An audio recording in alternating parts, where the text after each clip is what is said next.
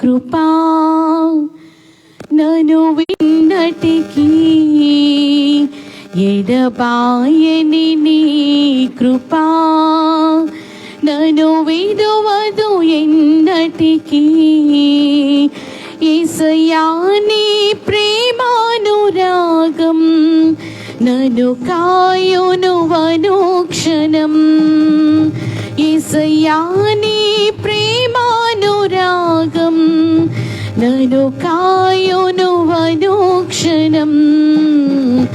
ఎడబాయని నీ కృపా నన్ను విడువదు ఎన్నటికి. ఎడబాయని నీ కృపా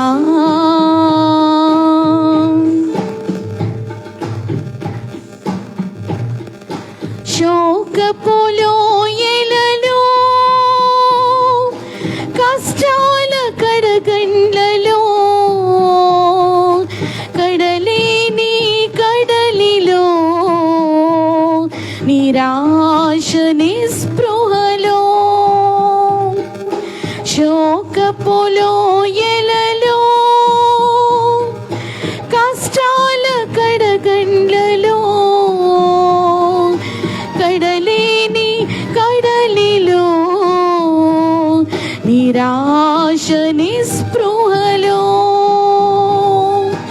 అర్థమే కాని జీవితం ఇక వ్యర్థమని నేననుకొనగా. అర్థమే కాని జీవితం ఇక వ్యర్థమని నేననుకొనగా. కృపా కనికరము గల దేవా నా కష్టాల కడలిని దాటించితివి.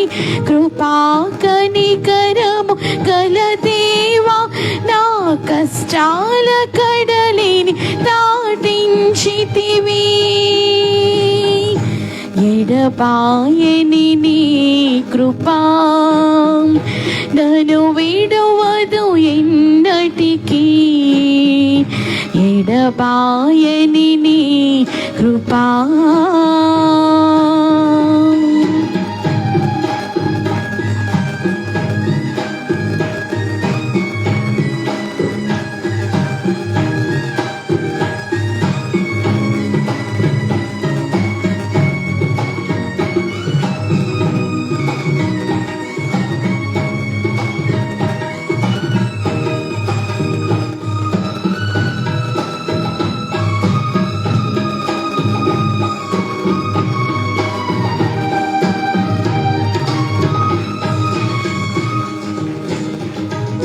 విశ్వాస పోరాటములో ఎదురాయి శోధనలో లోకాశల అలజడిలో సడలితి విశ్వాసములో. విశ్వాస పోరాటములో ఎదురాయి శోధనలో చెడిలో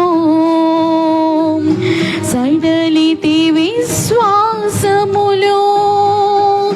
దుష్టుల క్షేమమునే చూచి ఇక నీతి వ్యర్థమని అనుకొనగా. విడువక నడిపించితివి దీర్ఘశాంతము గల దేవా నా చేయి విడువక నడిపించితివి. ఎడబాయని నీ కృపా నన్ను విడువదు ఎన్నటికి. ఎడబాయని నీ కృపా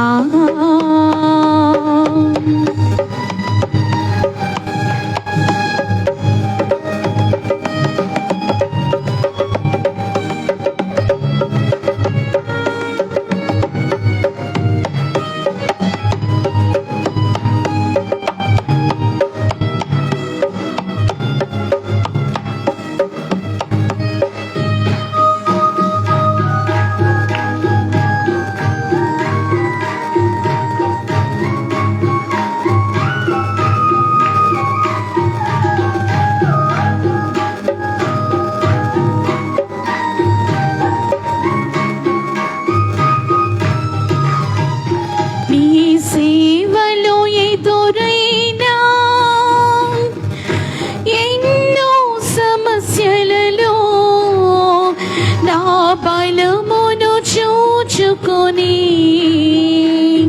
నిరాశ చెందితిని. నీ సేవలో ఎదురైనా ఎన్నో సమస్యలలో నా బలమును చూచుకొని నిరాశ చెందితిని. భారమైన ఈ సేవను ఇక చేయలేనని అనుకొనగా, భారమైన ఈ సేవను ఇక చేయలేనని అనుకొనగా, ప్రధాన యాజకుడా యేసు నీ అనుభవాలతో బలపరచితివి. ప్రధాన యాజకుడా యేసు నీ అనుభవాలతో బలపరచితివి. ఎడబాయని నీ కృపా నన్ను విడువదు ఎన్నటికీ. ఎడబాయని నీ కృపా నన్ను విడువదు ఎన్నటికీ. యేసయ్యాని ప్రేమానురాగం నన్ను కాయును అనుక్షణం. యేసయ్యాని ప్రేమానురాగం నన్ను కాయును అనుక్షణం.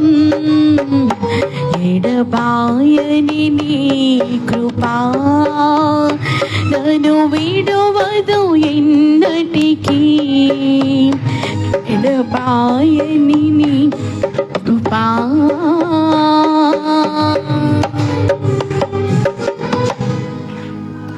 అందరికీ మరణాత. చప్పట్లు కొడదాం అందరము. దేవుని యొక్క వాక్యాన్ని విందాము. వాక్యము చాలా ముఖ్యమైనది. ఈ సమయంలో ఎవరు అటు ఇటు వెళ్ళవద్దు, బయటికి వెళ్ళవద్దు. దేవుని యొక్క వాక్యాన్ని విందాం. మన మధ్యలో ఉన్న అయ్యగారు దేవుని యొక్క వాక్యమును అందించవలసినదిగా ప్రేమతో వారిని ఆహ్వానిస్తున్నాం. అందరం చప్పట్లు కొడదాం.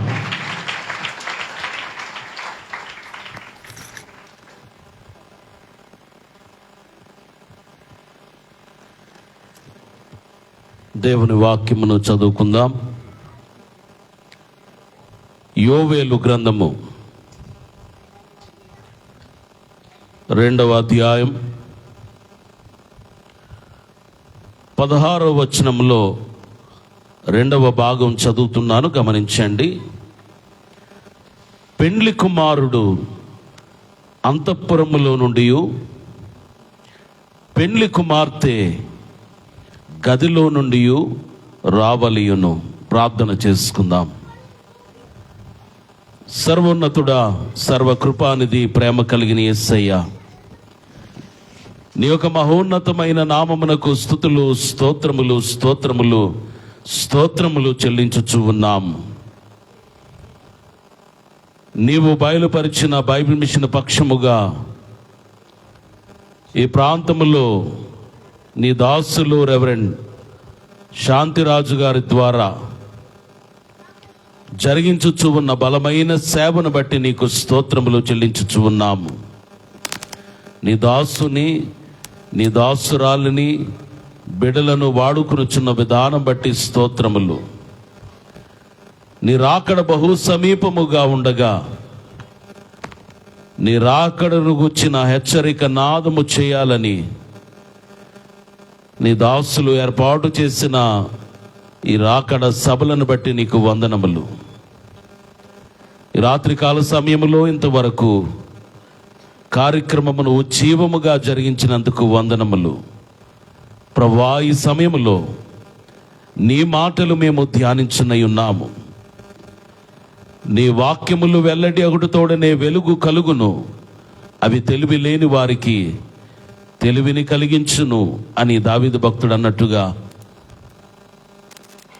నీ రాజ్యమును గూర్చిన సంగతులు, పరలోక సంబంధమైన విషయములు గ్రహించడానికి ఇంకెంత తెలివి మాకు అవసరమై ఉన్నదో, ఇంకెంత జ్ఞానము మాకు అవసరమై ఉన్నదో, అట్టి జ్ఞానమును మేము పొందుకున్నట్లుగా నీ వాక్యములను వెల్లడి చేయమని మంచి బోధకుడు, ప్రాణప్రియుడైన, మహిమ పెండ్లి కుమారుడైన యేసు నామములో వినయముతో వేడుకొనుచున్నాం పరమ తండ్రి, ఆమేన్.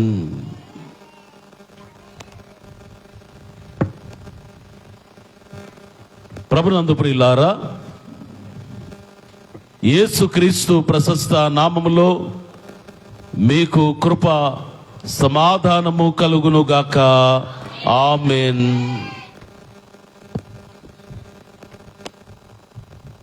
యేసుక్రీస్తు ప్రభువారి యొక్క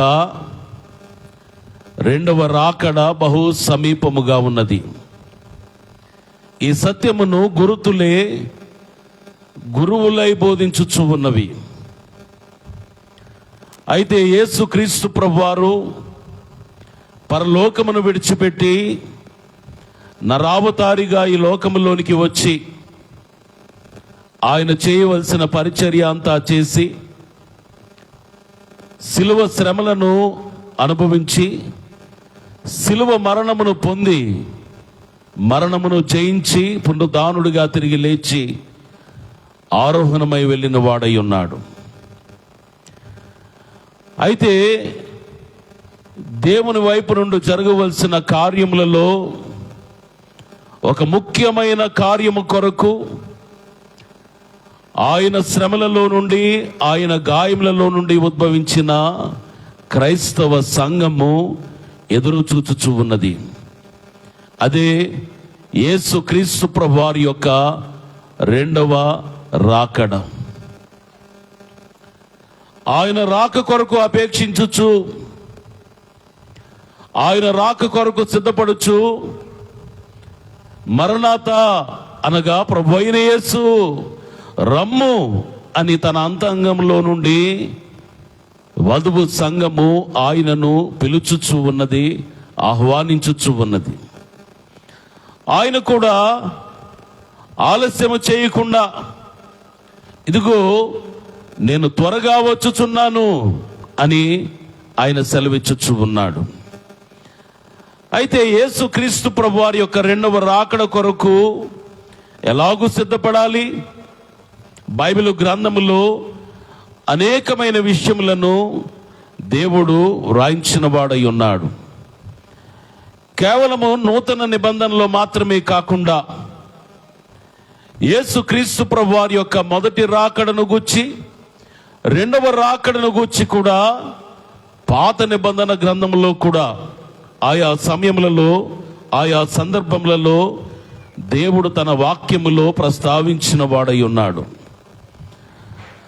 అలాగూ ప్రస్తావించబడిన ఒక వచనమును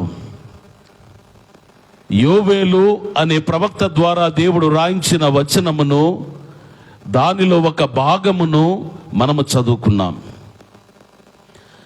ఒక వచనములోని ఒక భాగమును మనం చదువుకున్నాం. అయితే దానిలో దాగి ఉన్న అనేకమైన అంశములు ఉన్నవి గనుక ఈ రాత్రికాల సమయములో ఆ వచనములోని ఒక పదమును గూర్చి మనము ధ్యానించుకొని ఉన్నాము. నేను చదివిన వాక్య వచనమును మరి ఒకసారి చదవండి.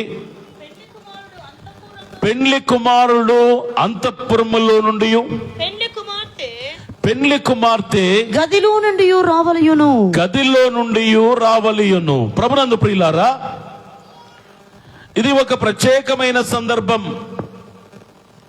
ఎక్కడున్న వారైనా, ఏ పనిలో ఉన్నవారైనా, ఏర్పాటు చేయబడిన ప్రార్థనలో ఏకీభవించాలి అని చెప్పడానికి దేవుడు రాయించిన వచనం. అందుకే రెండవ భాగాన్ని మనం చదువుకున్నాం. ముందు భాగాన్ని మనం చూసినట్లయితే దానిలో ఏం కనబడుతుందో అర్థమవుతుంది. 2:16 జనులను సమకూర్చుడి, సమాజ కూటము ప్రతిష్ఠించుడి, పెద్దలను పిలువనంపించుడి, చిన్నవారిని స్తన్యపానము చేయు బిడ్డలను తోడుకొని రండి. ప్రభునందు ప్రియులారా, ఆహ్వానం ఎవరికి అంటే అందరికీ ఆహ్వానం. సమాజ కూటమి ఏర్పాటు చేయబడాలి. యోవేలు అనే ప్రవక్తను దేవుడు విశేషమైన పని కొరకు వినియోగించుకున్నవాడై ఉన్నాడు. ఇశ్రాయేలీయులు చల్లారిపోయిన స్థితిలో ఉండగా వారిలో వెట్ట పుట్టించడానికి, అలాగే వారిలో పశ్చాత్తాపము కలిగించడానికి, వారిని పురికొల్పడానికి, వారిని ఉజ్జీవింప చేయడానికి, వారిని దేవుని తట్టు తిప్పడానికి, దేవుని ఉగ్రత వారిపైకి రాకుండా వారిని కాపాడడానికి దేవుడు వాడుకున్న సాధనము యోవేలు అనే ప్రవక్త. అందుకే ఈయన మాటలు మనం చూసినట్లయితే చాలా ప్రత్యేకమైన మాటలు. యెహోవా దినము వచ్చుచున్నది అంటున్నాడు ఈ గ్రంథంలో. యెహోవా దినము వచ్చుచున్నది గనుక మీరు మౌనంగా ఉండకూడదు. ఎలాంటి ప్రకటన చెయ్యాలి అంటున్నాడు అంటే, ఒక చోట హెచ్చరిక నాదము చెయ్యుడి. ఏం చేయాలట? హెచ్చరిక నాదము. దేన్ని గూర్చి? యెహోవా దినమును గూర్చి. మనము కూడా ఈ కాలములో కనిపెట్టేది ఆ దినం కొరకే. యేసుక్రీస్తు ప్రభువారి యొక్క రెండవ రాకడ.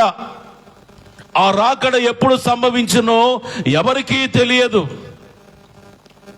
దేవదూతలకైనా తెలియదు, ఎంతటి భక్తులకైనా తెలియదు. కడకు సిద్ధముగా వచ్చుటకు సిద్ధముగా ఉన్న వరుడైన క్రీస్తుకు కూడా తెలియదని, తండ్రి అయిన యెహోవా దేవునికి మాత్రమే తెలుసని దేవుని వాక్యము సెలవిచ్చుచు ఉండగా, అదే యెహోవా దినం. ఆ దినము కొరకు అందరినీ సిద్ధపరచడానికి ఏం చేయమంటున్నాడు అంటే, హెచ్చరిక నాదము చేయుడి. రాత్రికాల సమయంలో ఇక్కడ ప్రయాసపడి పని చేయించు ఉన్న ఆయన దాసులు రెవరెండ్ శాంతిరాజు గారు ఏర్పాటు చేసిన ఈ సభల పేర్లేమిటి అమ్మా? క్రీస్తు ఆగమన ఉజ్జీవ సభలు, అనగా క్రీస్తు ఆగమనమును గూర్చి, రెండవ రాకడను గూర్చి హెచ్చరిక నాదము చేయడానికి,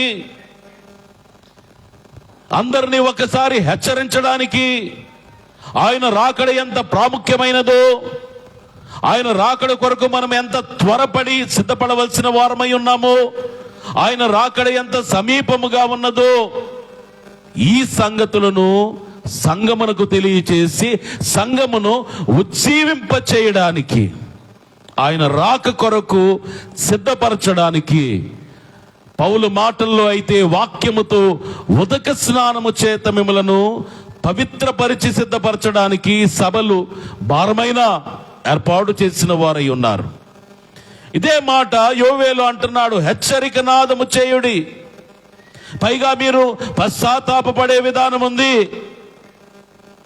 నామకార్థంగా ప్రభువా మమ్మలను క్షమించు అంటున్నారు, కానీ ఇలాంటి క్షమాపణ, ఇలాంటి పశ్చాత్తాపమును బట్టి సంపూర్ణమైన క్షమాపణ మీరు పొందుకోలేరు. అందుకే అంటున్నాడు, మీ వస్త్రములను కాక మీ హృదయములను చింపుకొని ప్రార్థన చేయండి. ఎలా ప్రార్థన చేయాలట? మీ వస్త్రములను కాదు. పూర్వదినముల్లో వస్త్రములు చింపుకొని కోనె పట్ట కట్టుకొని బూడిద చల్లుకొని ప్రార్థన చేసేవారు. అది పశ్చాత్తాపమునకు సాదృశ్యంగా కనబడుచు ఉండగా, ఇంకా ఆ పద్ధతి కూడా చాలదు. నీ అంతరంగమును చింపుకోవాలి, నీ హృదయాన్ని చింపుకోవాలి. అలాంటి పశ్చాత్తాపం నీలో కలగాలి అని ఈ ప్రవక్త ద్వారా దేవుడు తెలియచేసిన వాడై ఉన్నాడు. అయితే ఇప్పుడు ఈ ప్రవక్త ఈ సమాజ కూటమును గురించి తెలియచేస్తూ అందరూ రావాలి అని అంటూ, పెండ్లి కుమారుడు రావాలి, పెండ్లి కుమార్తె రావాలి అని అనలేదు, అని రాయలేదు, అని పరిశుద్ధాత్ముడు రాయించలేదు. ఏమని రాయించారు అనంటే, పెండ్లి కుమారుడు వచ్చే స్థలము వేరు, పెండ్లి కుమార్తె వచ్చే స్థలము వేరు. ఇంకొక మాటలో చెప్పాలి అంటే, పెండ్లి కుమారుడు సిద్ధపడే స్థలము వేరు, పెండ్లి కుమార్తె సిద్ధపడే స్థలము వేరు. ఆ వ్యత్యాసమును గురించి తెలియచేస్తూ ఉండగా, ఇదేమిటి? ఏ వివాహంలోనైనా పెండ్లి కుమారుడు ఎలాంటి స్థలములో సిద్ధపడతాడో పెండ్లి కుమార్తె కూడా అలాంటి స్థలములోనే సిద్ధపడాలి కదా. ఏ పెండ్లి కుమారుని గురించి మాట్లాడుతూ ఉన్నాడు, ఏ పెండ్లి కుమార్తెను గురించి ప్రస్తావించుచూ ఉన్నాడు, ఇది మనం అర్థం చేసుకోవాలని ఆ వ్యత్యాసమును కనపరుస్తూ అంటున్నాడు. పెండ్లి కుమారుడు అంతఃపురములో నుండి వస్తాడు. అంతఃపురం అంటే ఎక్కడ ఉంటుంది? ఇది రాజమందిరంలో ఉంటుంది. అంతఃపురం అంటే రహస్యమైన స్థలం, ఎవరు వెళ్ళకూడని స్థలం. ఉదయం పౌలు గారు అంటున్నారు తన ప్రియ శిష్యుడైన తిమోతితో మాట్లాడుతూ, సమీపింపరాని తేజస్సులో ఆయన మాత్రమే వసించుచున్నాడు, ఆయన మాత్రమే వసించుచు అమరత్వము గలవాడై ఉన్నాడు. అందుకే సమీపింపరాని స్థలములో ఉన్నవారు ఎవరు అంటే ఆయనే, దేవుడే, దేవుని కుమారుడే, వరుడుగా సిద్ధపడుచు ఉన్న యేసుక్రీస్తు ప్రభువే. అందుకే పెండ్లి కుమారుడు అంతఃపురములో నుండి వస్తాడట. మరి పెండ్లి కుమార్తె కూడా అంతఃపురములో నుండి రావాలి కదా. కానీ ఇక్కడ వ్యత్యాసం ఏమంటున్నాడు అంటే గదిలో నుండి రావలియును, గదిలో నుండి రావలియును. ప్రభునందు ప్రియులారా, ఇప్పుడు గదిలో నుండి వచ్చి ఈ పెండ్లి కుమారునితో సమవిచ్చిగా సిద్ధపడినదై ఆయనతో ఏకమైతేనే అంతఃపురములోనికి వెళ్ళగలుగుతుంది, కానీ లేదంటే గదిలోనే ఉండిపోద్ది, గది స్థాయిలోనే ఉండిపోద్ది. అందుకే యేసుక్రీస్తు ప్రభు వారి యొక్క ఉన్నతమైన స్థితి ఏమిటో, మన యొక్క దేన స్థితి ఏమిటో ప్రత్యేకించి చెప్పడానికి బహుశా అంతఃపురము అంటున్నాడు, ఇక్కడ సామాన్యంగా గది అంటున్నాడు, గది అంటున్నాడు. అయితే పెండ్లి కుమార్తె వచ్చే ఈ గది ఏమై ఉన్నది? పెండ్లి కుమార్తె సిద్ధపడే ఈ గది ఏమై ఉంటుంది? ఈ రాత్రికాల సమయంలో ఈ గది అనే మాటను గూర్చి మనము ధ్యానము చేసుకుందాం. యేసుక్రీస్తు ప్రభువారు కూడా ఆయన మాటలలో ఒక గదిని గూర్చి తెలియచేశారు. దేవుని వాక్య గ్రంథంలో మత్తయి సువార్త 6వ అధ్యాయం 6వ వచనం చదువుకుందాం.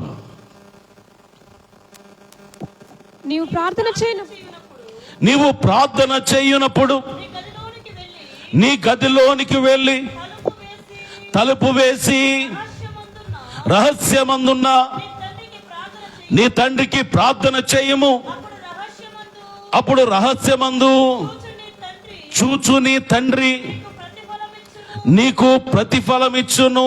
అందుకే ప్రభునందు ప్రియులారా, ప్రార్థన ఇది ప్రతి క్రైస్తవ విశ్వాస జీవితంలో అవసరమైనది. అయితే సంఘముతో కలిసి ప్రార్థన చేస్తాం, కుటుంబముతో కలిసి ప్రార్థన చేస్తాం, స్నేహితులతో కలిసి, భక్తిపరులతో కలిసి సహవాసములో ఉండి ప్రార్థన చేస్తాం. ఈ ప్రార్థనలన్నీ ఒక ఎత్తు అయితే నీ వ్యక్తిగత ప్రార్థన అనేది చాలా ప్రత్యేకమైనది.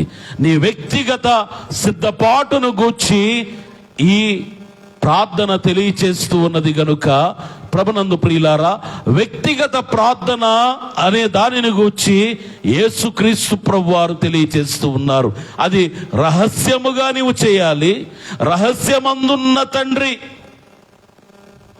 ఆయన ఎవరో నీకు తెలియదు, ఎలాంటి వాడో తెలియదు, ఎలాగుంటాడో తెలియదు, ఆయన మహిమ ఎంతటిదో నీకు తెలియదు.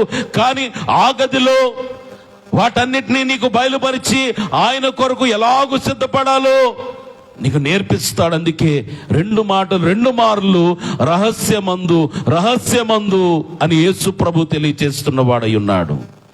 ఎందుకనగా వధువు యొక్క సిద్ధపాటు, క్రైస్తవ విశ్వాసి యొక్క అలంకరణ అనేది ఎక్కడ జరుగుచున్నది అంటే గదిలోనే జరుగుచున్నది అనే సత్యమును మనం గ్రహించవలసిన వారమై ఉన్నాం.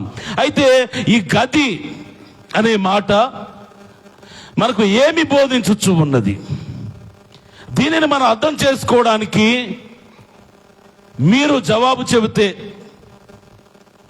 నేను అడిగిన ప్రశ్నలకు మీరు జవాబు చెప్పగలిగితే ఈ రాత్రి కాల సమయంలో మన ధ్యానములో మనం ముందుకు వెళదాం. ఎక్కడ సిద్ధపడుతుందట వధువు? పెండ్లి కుమార్తె. మీలో ఎంతమంది నేను పెండ్లి కుమార్తె వరుసలో ఉండాలని కోరుకుంటున్నారో చేయెత్తండి. కొంతమంది ఎత్తట్లేదు, కొంతమంది సగం ఎత్తుతున్నారేంటి? సగం పెళ్లి కూతురా, తోడ పెళ్లి కూతురా? పెండ్లి కుమార్తె వరుసలో మనం అందరము ఉండాలి. ఇదే మన క్రైస్తవ విశ్వాస ప్రయాస జీవితం. దీని యొక్క ముఖ్య ఉద్దేశం ఏమిటి అంటే మనం అందరము కూడా పెండ్లి కుమార్తె వరుసలోనికి రావాలి. అయితే ప్రభునందు ప్రియులారా, ఈ గది అనే మాటను బట్టి ఒక గదిని మీరు ఊహించుకోండి. మీ తలంపులో ఊహించుకుంటే గదిలో ఏ ఏ భాగములు ఉంటాయో మీరు చెప్పాలి. గది అనగానే మీ తలంపులోనికి వచ్చిన ఒక మాట నాకు చెప్పండి. ఏముంటాయి? ఏముంటుంది? ఒకటి చెప్పండి ఏమ్మా, ఏముంటాయి? పాస్టమ్ గారు తలుపులు కిటికీలు అన్నారు. అలాగే మిగిలిన వారు అదే అడిగిన దానికి సమాధానం చెప్పారు. వారు మీరు కూడా చెప్పాలి. గది అనగానే ఏముంటాయి?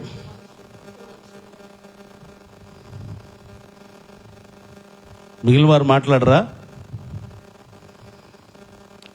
మీరు గదిలోనే ఉంటున్నారా? ఇంట్లో అమ్మా, ఇంట్లో గదిలోనే ఉంటున్నారా? గది బయట ఉంటున్నారా?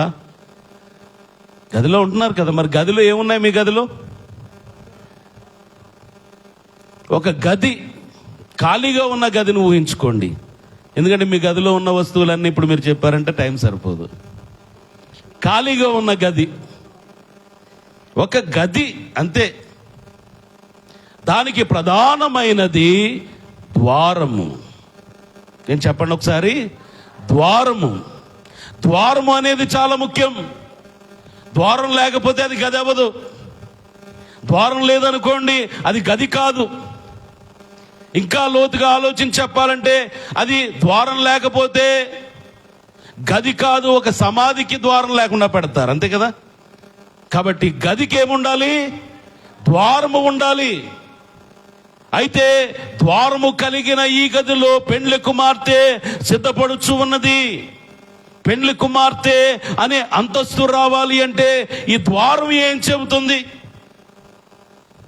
ఈ ద్వారం దేనికి సూచనగా కనబడుతుంది?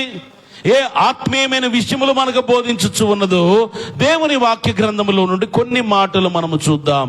యోహాను సువార్త 10వ అధ్యాయం 9వ వచనం చదువుకుందాం.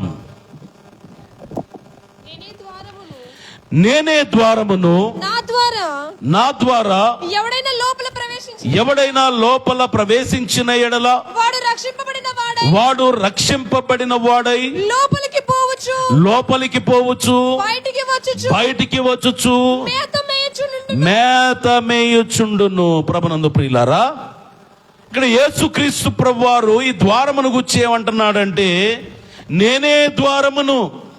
కన్ఫ్యూజన్ వద్దిక. ద్వారం అంటే ఏమిటో అనుకోవాల్సిన అవసరం లేదు. ఆయన స్వయంగా ఖచ్చితంగా చెబుతూ ఉన్న మాట ఏమిటి అంటే, నేనే ద్వారమును, నేనే ద్వారమును. నా ద్వారా ఎవడైనా లోపల ప్రవేశించిన ఎడల వాడు రక్షింపబడిన వాడై. ఏం కావాలి? క్రైస్తవ సంఘము అని సంఘ సభ్యునిగా నీ ఉండాలి అంటే, వధువుగా సిద్ధపడాలి అంటే నీకు ప్రధానంగా కావాల్సింది ఏమిటి? ఒక గదిలోనికి వెళ్ళాలి అంటే ఈ ద్వారము దాటి వెళ్ళాలి. లేకపోతే ఏమంటాం? గది బయట ఉన్నానండి అంటాం, అంతేగాని నేను గదిలో ఉన్నాను అనడానికి అవకాశం ఉందా? అవకాశం లేదు. అందుకే ద్వారం, ఈ ద్వారం దేనికి సాదృశ్యంగా కనబడుచు ఉన్నది అంటే రక్షణకు సాదృశ్యంగా కనబడుచు ఉన్నది. రక్షణకు సాదృశ్యంగా కనబడుచు ఉన్నది. అలాగూ నీవు రక్షింపబడిన వాడవై ఈ ద్వారమునకు ఒక అవకాశం ఉంది. ద్వారం ఉంది అని అంటే అర్థం ఏమిటి అంటే నీవు లోపలికి వెళ్ళొచ్చు, బయటికి రావచ్చు. దేవుడు కూడా నీకు ఎలాంటి స్వతంత్రాన్ని ఇచ్చాడు అంటే ఎప్పుడైనా నీవు లోపలికి రావచ్చు, ఎప్పుడైనా బయటికి వెళ్ళొచ్చు. లోపలే ఉండాలంటే ఉండవచ్చు, బయటే ఉండాలంటే ఉండిపోవచ్చు. అనుకున్నప్పుడు రావచ్చు, వద్దనుకున్నప్పుడు వెళ్ళిపోవచ్చు. ద్వారం యొక్క ప్రత్యేకత ఇది. ద్వారముకున్న ప్రత్యేకత ఇది. ఏమిటి అనంటే, నువ్వు ఎప్పుడైనా వెళ్ళొచ్చు, ఎప్పుడైనా రావచ్చు. కానీ లోపలికి వచ్చినప్పుడు మాత్రమే ఏం జరుగుతుంది అంటున్నాడు? లోపలికి వెళ్ళొచ్చు, బయటికి వచ్చుచ్చు. ఏం చేస్తారు? మేత మేయుచుండును. మేత ఎక్కడ ఉంటుంది? లోపల ఉంటుందా, బయట ఉంటుందా? గొర్రెల దొడ్డి ఉందనుకోండి, ఎక్కడ ఉంటుంది మేత? మన భోజనం ఎక్కడ ఉంటుంది? మంచి ఆహారం తయారు చేసి బయట మెట్ల మీద పెడతామా? ఎక్కడ పెడతాం? గదిలోనే పెట్టుకుంటాం, ఇంటిలోనే పెట్టుకుంటాం. అలాగే ఇప్పుడు నీవు లోపల ఉన్నప్పుడు పోషింపబడుతున్నావు, బయటికి వెళితే పోషణ లేదు, ఆత్మీయమైన పోషణ లేదు. అందుకే ప్రత్యేకింపబడిన ఈ గదికి ఒక ద్వారం. ఆ ద్వారం ఎవరట? యేసుక్రీస్తు ప్రభువారు అంటున్నారు, నేనే ద్వారమును, నేనే ద్వారమును. ఒక్కసారి నువ్వు ప్రవేశించావు అంటే నువ్వేం చేశావు? యేసు ప్రభు అని నోటితో ఒప్పుకున్నావు, హృదయమందు విశ్వాసం ఉంచావు గనుక ఆ గదిలోనికి ప్రవేశించడానికి నీవు ఇష్టపడి ప్రవేశించావు గనుక నీవు రక్షింపబడ్డావు. ఇప్పుడు రక్షింపబడిన తర్వాత కూడా నీ వధువుగా సిద్ధపడాలి అంటే నీవు పోషింపబడుతూ ఉండాలి. నీ శరీరం ఎలా పోషింపబడుతూ ఉందో అలాగూ నీ ఆత్మ కూడా పోషింపబడుతూ ఉండాలి. ఈ పోషణ ఎవరు ఇవ్వగలరు అంటే ఆయన అంటున్నాడు, గొర్రెలకు జీవమును నేనే, గొర్రెలకు జీవము కలుగుటకును అది సమృద్ధిగా కలుగుటకు నేను వచ్చి తిని, అనగా జీవాహారమైన క్రీస్తు. అందుకే జీవాహారము నేనే అంటున్నాడు. ఇప్పుడు ఎవరు పోషించాలి? వధువుగా సిద్ధపడాలి అంటే ఎవరి చేత పోషింపబడాలి? శూషణ కోటలో ఎస్తేరు కనబడుతుంది, ఆమె పోషింపబడుచు ఉన్నది.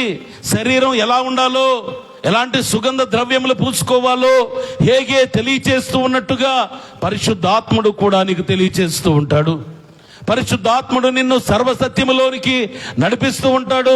అందుకే ఇప్పుడు పోషణకర్త అయిన క్రీస్తే, జీవాహారమైన క్రీస్తే ద్వారముగా ఉండగా నీవు లోపలికి వెళ్ళొచ్చు, బయటికి వచ్చుచ్చు, నీవు మేత మేయుచున్న వాడవుగా ఉండాలి. అనగా ఎలా ఉండాలి? పెండ్లి కుమార్తె, పెండ్లి కుమారుడు ఎలా ఉన్నాడు? మనం మాట్లాడుకుంటూ ఉన్న ఈ వివాహములో పెండ్లి కుమారుడు ఎలా ఉన్నాడు అంటే ఒక్క మాటలో చెప్పాలి అంటే సిలువను మోయగలిగినంత శక్తి కలిగిన వాడు ఆయన. దేవుని నామానికి మహిమ కలుగును గాక. ఎంత శక్తిమంతుడు, ఎంత బలమైన వాడు అంటే సర్వశక్తిమంతుడు అనే మాట ఆయనకు మాత్రమే వర్తిస్తుంది. ఎంత బలము కలిగిన వాడు అంటే సిలువను అనగా మన పాప భారమంతా మోయగలిగినంత బలము కలిగిన వాడు. అందుకే యెషయా ప్రవక్త అంటున్నాడు 9:6లో, బలవంతుడైన దేవుడు. ఎవరైనా బలవంతుడైన దేవుడు. ఇప్పుడు బలవంతుడైన దేవుడు సరసన నీ వధువుగా ఉండాలి అంటే నీవు కూడా ఎలా ఉండాలి? బలహీనంగా ఉంటానండి అంటే కుదురుద్దా? బలహీనంగా ఉన్నట్టుగా కనబడితే చూచిన వారేమంటారు? పెండ్లి కుమారుడు ఎంత బలంగా ఉన్నాడు, పెండ్లి కుమార్తె చాలా బలహీనంగా ఉందండి అంటే బాగుంటుందా ఈ జోడి? చూడముచ్చటగా ఉండాలి కదా, అంగీకార యోగ్యముగా ఉండాలి కదా. అందుకే ఇప్పుడు నీవు నేను కూడా ఏం పొందుకోవాలి అంటే పోషింపబడుతూ ఉండాలి, మేత మేయుచుండాలి. ఈ మేత ఎవరు పెడతారు అంటే ఆయనే. కానీ ఎవరి ద్వారా పెడుతున్నాడు? ఆయన సేవకుల ద్వారా ఈ ఆత్మీయ ఆహారమును ఆయన అందించుచున్నవాడై ఉన్నాడు. ఈ ఆత్మీయ ఆహారమును ఆయన అందించుచున్నవాడై ఉన్నాడు. అందుకే ద్వారమును నేనే అంటున్నాడు. ఈ ద్వారములో నుండి నీవు ప్రవేశించి మొట్టమొదటిసారి ప్రవేశించుచు ఉండగానే రక్షింపబడుతూ ఉన్నావు. రక్షింపబడిన నీవు మేత మేయుచు ఉండాలి. పెండ్లి కుమార్తె ఆరోగ్యవంతురాలుగా ఉండాలి. అందుకే నీవు పోషింపబడుతూ ఉండాలి, ఆత్మీయ ఆహారము చేత పోషింపబడుతూ ఉండాలి. ఆత్మీయ ఆహారం విషయంలో నిర్లక్ష్యము చేయకూడదు. చాలా మంది అనుకుంటారు ఎక్కడైనా వినొచ్చు కదా, ఇప్పుడు మొబైల్లో కూడా వింటున్నారు కదా వాక్యం, ఎక్కడైనా వినొచ్చు కదా, లేక పోయిన ఆదివారమే విన్నాను కదా, మరలా ఆ పర్వాలేదులే వచ్చే వారం వెళ్దాంలే అనుకుంటారు. ఇప్పుడు ఉదయం టిఫిన్ చేసిన తర్వాత టిఫిన్ చేశాను కదా అని భోజనం మానేస్తున్నారా? ఎవరైనా మానేస్తున్నారా? భోజనం చేశాం కదా అని రాత్రి భోజనం మానేస్తున్నారా? ఏది మనం శరీరం విషయంలో ఎంతో శ్రద్ధ వహిస్తాం, అది కూడా ఒకే రకం తినము, రకరకములుగా ఆహారం కావాలి. అలాగైతే ఈ ఆత్మ కూడా పోషింపబడాలి. ఈ ఆత్మ కూడా అన్ని రకముల ప్రోటీన్స్ కలిగిన ఆహారమును కోరుకుంటుంది, ఆత్మీయ ఆహారమును కోరుకుంటుంది. అలాంటి ఆత్మీయ ఆహారము మీకు వడ్డించగలిగిన దైవ సేవకులు, సంఘ కాపరులను కలిగి ఉండడం అనేది మీకు ఆశీర్వాదకరం. అందుకే నీవెలా ఉండాలి? పోషింపబడుతూ బలము కలిగిన వధువుగా ఉండాలి. అందుకే ఆయన అంటున్నాడు, గొర్రెలు పోవు ద్వారమును నేనే ద్వారమును, నేనే ద్వారమును అంటున్నాడు. పైగా ఈ ద్వారం ఎంత ప్రత్యేకమైన ద్వారమో చూద్దాం. నిర్గమకాండం 12వ అధ్యాయం 7వ వచనం చదువుకుందాం.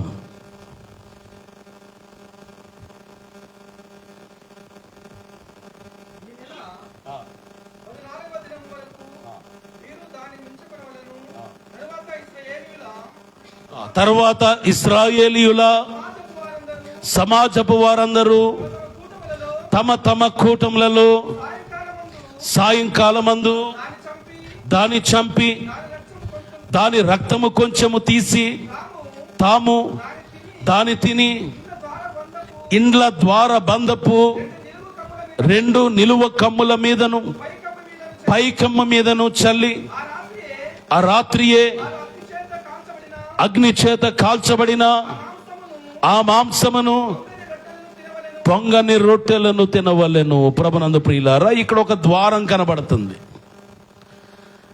ఐగుప్తు దేశంలో అనేకమైన ద్వారములు ఉన్నాయి. గొప్ప పట్టణములు, ఖ్యాతి గడించిన పట్టణములను నిర్మించారు ఇశ్రాయేలీయులు. వారి బానిసత్వపు పనితో రాజగృహం యొక్క ద్వారం ఉంది. ఐగుప్తీయుల అనేకమైన గృహముల ద్వారములు ఉన్నాయి, ఉన్నతమైన అధికారుల ద్వారములు ఉన్నాయి. అలాగే బానిస గృహములుగా ఉన్న ఇశ్రాయేలీయుల గృహముల ద్వారములు కూడా ఉన్నాయి. అయితే ఇప్పుడు అవి ఎంత ఉన్నతంగా ఉన్నా, ఎంత బలమైన వాటిగా ఉన్నా, ఎంతటి కోట ద్వారమైనా వాటికి వీటికి ఉన్న వ్యత్యాసం ఏమిటి అనంటే, ఆ ద్వారముల మీద రక్తము పూయబడి లేదు, ఈ ద్వారముల మీద వధింపబడిన గొర్రె పిల్ల యొక్క రక్తము పూయబడి ఉన్నది. దేవుని నామానికి మహిమ కలుగును గాక. ఏమిటి ప్రత్యేకత? ఈ లోకానుసారమైన ఘనత కాదు, ఈ లోకానుసారమైన అధికారం కాదు. గొర్రె పిల్ల యొక్క రక్తం, గొర్రె పిల్ల వధింపబడిన పస్కా గొర్రె పిల్ల యొక్క రక్తం ఎక్కడ కనబడుతుంది? ఇశ్రాయేలీయుల ద్వారబంధముల మీద కనబడుచు ఉన్నది. అందుకే ఈ ద్వారం ఎలా ఉంది? అభిషేకించబడిన ద్వారముగా కనబడుచు ఉన్నది. దేని చేత అభిషేకించబడ్డాయి ఈ ద్వారాలు అంటే, యేసుక్రీస్తు ప్రభు వారి యొక్క రక్తముతో అభిషేకించబడిన ద్వారము కలిగిన గదిలో నువ్వు సిద్ధపడాలి. ఎక్కడ సిద్ధపడాలి అంటే, ఎక్కడైనా సిద్ధపడతానంటే కుదరదు. ఎక్కడ సిద్ధపడాలి? ఏ ద్వారముల లోపల నీ ఉండాలి? ఏ ద్వారముల లోపల నీ ఉంటే సురక్షితంగా ఉంటావన్నాడు? అభిషేకించబడిన ద్వారం, అభిషేకించబడిన ద్వారముల లోపల మీరుంటేనే మీరు క్షేమంగా ఉంటారు. లేకపోతే నువ్వు రాజువైనా, నువ్వెంతటి అధికారివైనా, ఎంత గొప్పవాడవైనా, ఎంత మంచివాడవైనా నాకేమీ అక్కర్లేదు. నాకు కావాల్సింది ఏమిటి? అభిషేకించబడిన ద్వారములు కావాలి. ఆ ద్వారముల లోపల గదిలో, ఇంటిలో ఉన్నవారే క్షేమంగా ఉంటారు. మిగిలిన వారందరూ హతము చేయబడతారు. అందుకే పస్కా బలి పశువుగా యేసుక్రీస్తు ప్రభువును మనం జ్ఞాపకం చేసుకుంటూ ఉన్నాం. అందుకే ప్రభునందు ప్రియులారా, ఈ ద్వారం ఎలా ఉంది? అభిషేకించబడిన ద్వారం, అభిషేకించబడిన ద్వారం. నిర్దోషమైన ఏడాది మగపిల్లను తీసుకోవాలంటున్నారు. ఏడాది మగపిల్ల, ఏడాది అనేది గొర్రెలకు యవ్వన వయస్సు. అలాగే యేసుక్రీస్తు ప్రభువారు కూడా యవ్వన కాలంలో మన కొరకు వధించబడ్డాడు. ఆయన రక్తమును చిందించాడు. అందుకే నీవు నేను కూడా ఏ గదిలో సిద్ధపడాలి అంటే, అభిషేకించబడిన ద్వారము కలిగిన గదిలో. ఇంకొక మాటలో చెప్పాలి అంటే, ఆ రక్తములో కడగబడిన అనుభవంలో నీవు ఉంటేనే నీవు యేసు ప్రభు యొక్క 2వ రాకడ కొరకు సిద్ధపడుతున్నట్టు. అందుకేమంటున్నాడు?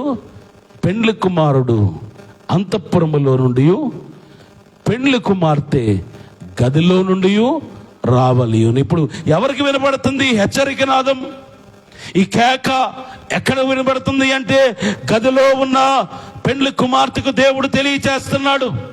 ఆమె వింటుంది కనుక బయలుదేరి ఈ ద్వారము నుండి దాటి బయటికి వచ్చుచు ఉన్నది. బయటకు వచ్చి పెండ్లి కుమారుని ఎదుర్కోనై ఉన్నది. సందర్భం వేరైనా కానీ పెండ్లి కుమార్తెకి ఎలా ఉంటుంది అంటే, ఎప్పుడు పెండ్లి కుమారుని చూస్తానా? పెండ్లి కుమారునికి ఎలా ఉంటుంది ఆశ అంటే, ఎప్పుడు పెండ్లి కుమార్తెను చూస్తానా అని ఆశ కలిగిన వారుగా ఉంటారు. అందుకే ఇప్పుడు ఈ ద్వారములో నీవు ఉన్నావు, ఈ ద్వారము కలిగిన గదిలో నీవు సిద్ధపడుతున్నావు, అభిషేకించబడ్డావు, రక్తములో కడగబడ్డావు, మేత మేయిచున్నావు, బలముగా ఉన్నావు ఆత్మలో. ఇప్పుడు నీవు ఈ స్వరము వినబడగానే ఈ ద్వారమును దాటి నీవు బయటికి రావాలి అని హెచ్చరిక నాదము యోవేలు అనే ప్రవక్త ద్వారా దేవుడు చేయుచున్నాడు. ఇప్పుడు గదికి ద్వారం ఉందంటారా లేదంటారా? ఇంకేముంటాయి? ఇంకేముంటుందమ్మా? మీ గదికి ఏమీ లేవా అమ్మా? కిటికీలు ఉంటాయి, ఇంకా ద్వారం ఉంది. దానికి ఇంకేం కావాలి? ద్వారానికి ద్వారము, తలుపులు ఉన్నాయి. ఇప్పుడు ఏం కావాలి? ఇంకా ఏం కావాలి? గడియలు కావాలి, తాళము వేయాలి. వేయకుండా ఉంటారా? అది నీ సామాన్యమైన గృహమైన, రాజగృహమైన, ఎలాంటి గృహమైనా మనం ఏం చేస్తాం? దానిని గడియ పెట్టి. ఇప్పుడు మేము వచ్చాం, అమ్మగారు నేను, పాప కాలేజ్కి వెళ్తుంది, బాబు స్కూల్కి వెళ్తాడు. రాత్రి వచ్చి విశ్వాసుల ఇంట్లో పడుకోమన్నాం కాబట్టి 4 తాళాలు ఉన్నాయి మా దగ్గర. అమ్మగారి దగ్గర ఒకటి, నా దగ్గర ఒకటి, మా కుమార్తె దగ్గర ఒకటి, విశ్వాసులకు ఒకటి ఇచ్చాం. ఎన్ని ఉన్నాయి? ఎక్కువ తాళాలున్న తాళం కప్పే కొంటున్నాం ఇప్పుడు. ఎందుకంటే అవసరం, సేఫ్టీ కావాలి, సెక్యూరిటీ కావాలి. ఈ దినాల్లో క్షేమము కలిగి ఉండుట అనేది చాలా ప్రాముఖ్యమైనది, చాలా ప్రాముఖ్యమైనది. ప్రభునందు ప్రియులారా, తప్పనిసరిగా క్షేమము కావాలి, క్షేమము కావాలని మనం కోరుకుంటూ ఉన్నాం. అయితే ఈ గది తాళాలు వేయడానికి, తీయడానికి ఒక అధికారి కావాలి. ఈ తాళాలు ఉన్నాయి కదా అని తీసుకెళ్ళండి అని అందరికి ఇచ్చేస్తామా? ఉన్న 4 మేము ఏం చేస్తాం? అమ్మగారి దగ్గర ఒకటి, నా దగ్గర ఒకటి, కుమార్తె పెద్దదైంది, ఇప్పుడు కాలేజ్కి వెళ్తుంది ఈ సంవత్సరం నుండి, కాబట్టి జ్ఞానం కలిగి ఉంటుందని కుమార్తెకి ఇచ్చాం. మా చిన్న బాబుకు 4th క్లాస్ ఇవ్వలేదు, పెద్దవారికి ఇచ్చాం. ఎందుకు? సెక్యూరిటీ, సేఫ్టీ ఎవరి చేతిలో ఉండాలి? జ్ఞానం కలిగిన వారి చేతిలో ఉండాలి, పెద్దవారి చేతిలో ఉండాలి. అలాగే ఇప్పుడు ఈ గది తాళపు చెవులు కూడా ఒక పెద్ద ఆయన చేతిలో పెట్టాడట దేవుడు. ఎవరి చేతిలో పెట్టాడు? చూద్దాం. దేవుని వాక్య గ్రంథంలో నుండి యెషయా గ్రంథం 22వ అధ్యాయం 22వ వచనం చదువుకుందాం.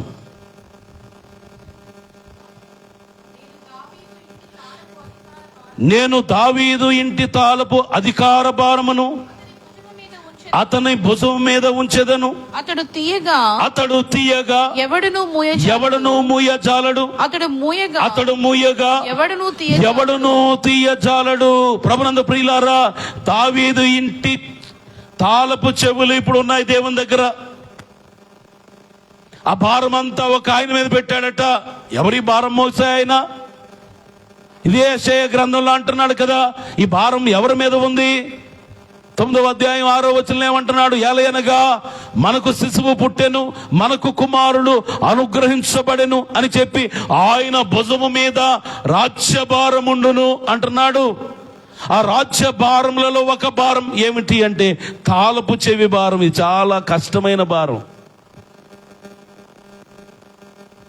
పోయిన నెలలో మేము నర్సాపురం నుండి బయలుదేరాం హైదరాబాద్ రావడానికి, నేను, అమ్మగారు. మాతో ప్రెసిడెంట్ అయ్య గారు కూడా వచ్చారు ఒక పని ఉండి. అయితే మా పిల్లలు అక్కడే ఉన్నారు, మా లగేజ్ కొంత నర్సాపూర్లోనే ఉంది, అటు ఇటు తిరుగుతున్నాం ఈ మే నెలంతా వెకేషన్ టైంలో.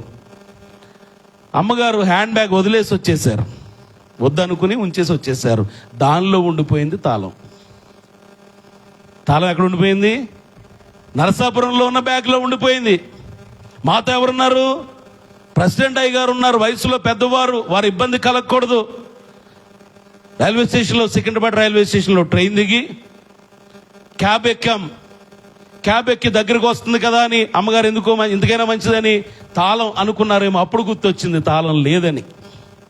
తాళము లేదని. ఇప్పుడు ఏం చేయాలి? అయ్యగారిని వెళ్ళిన తర్వాత మా ఇంటికి వచ్చాక అయ్యగారిని బయట నిలబెడతామా? తాళం తీసే వరకు అయ్యగారిని బయట ఉంచుతామా తెల్లవారుజామున? కాబట్టి ఏం చేసాం? ఎదురింటి అబ్బాయికి ఫోన్ చేసాం. ఫోన్ చేసి అయ్యగారు వచ్చేసరికి తాళం పగిలిపోవాలి. ఎలా తీస్తావో మాకు తెలియదు. అయ్యగారు వచ్చేసరికి అయ్యగారు ఆగకూడదు, లోపలికి వెళ్ళాలి. ఏదైనా రిపేర్ ఉంటే తర్వాత చేసుకుందాం. కానీ ఏమవ్వాలి? దైవజనులు అయ్యగారు, మా తండ్రి గారు అక్కడ ఆగకూడదు, లోపలికి వెళ్ళిపోవాలి. కాబట్టి తాళం అనేది చాలా ప్రాముఖ్యమైనది. చాలా మంది ఉన్నారు. కానీ నమ్మకం కలిగిన ఒక యవనస్తుడికి ఫోన్ చేసి నీవే పగలగొట్టు దాన్ని అన్నాం. పగలగొట్టాడు.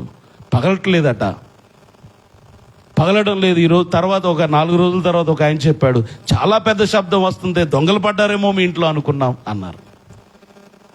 ఆయన తీయలేకపోతుంటే నేనే వెళ్ళి మరలా దాన్ని తీయడానికి ఆ వస్తువులన్నీ ఇస్తే దానితో తీశాడు. అంటే ప్రభునందు ప్రియులారా, తాళము అనేది చాలా ప్రాముఖ్యమైనది. ఇప్పుడు మన ఇంటి తాళం గురించి మాట్లాడుకుంటాం. ఒకవేళ లోకర్ తాళాలు అయితే, బ్యాంకులో విలువైన పత్రముల వంటివి, విలువైన ఆభరణముల వంటివి కొంతమంది తీసుకువెళ్ళి మా ఇంటి దగ్గర సేఫ్టీ లేదండి కాబట్టి బ్యాంకు వారి దగ్గర దాస్తాము అని అక్కడ లోకర్లో పెడతారు. దానికి తాళం ఉంది. నీ తాళాలన్నీ పక్కన పెడదాం. మీ ఫోన్కి తాళం వేస్తున్నారా? వేస్తున్నారమ్మా?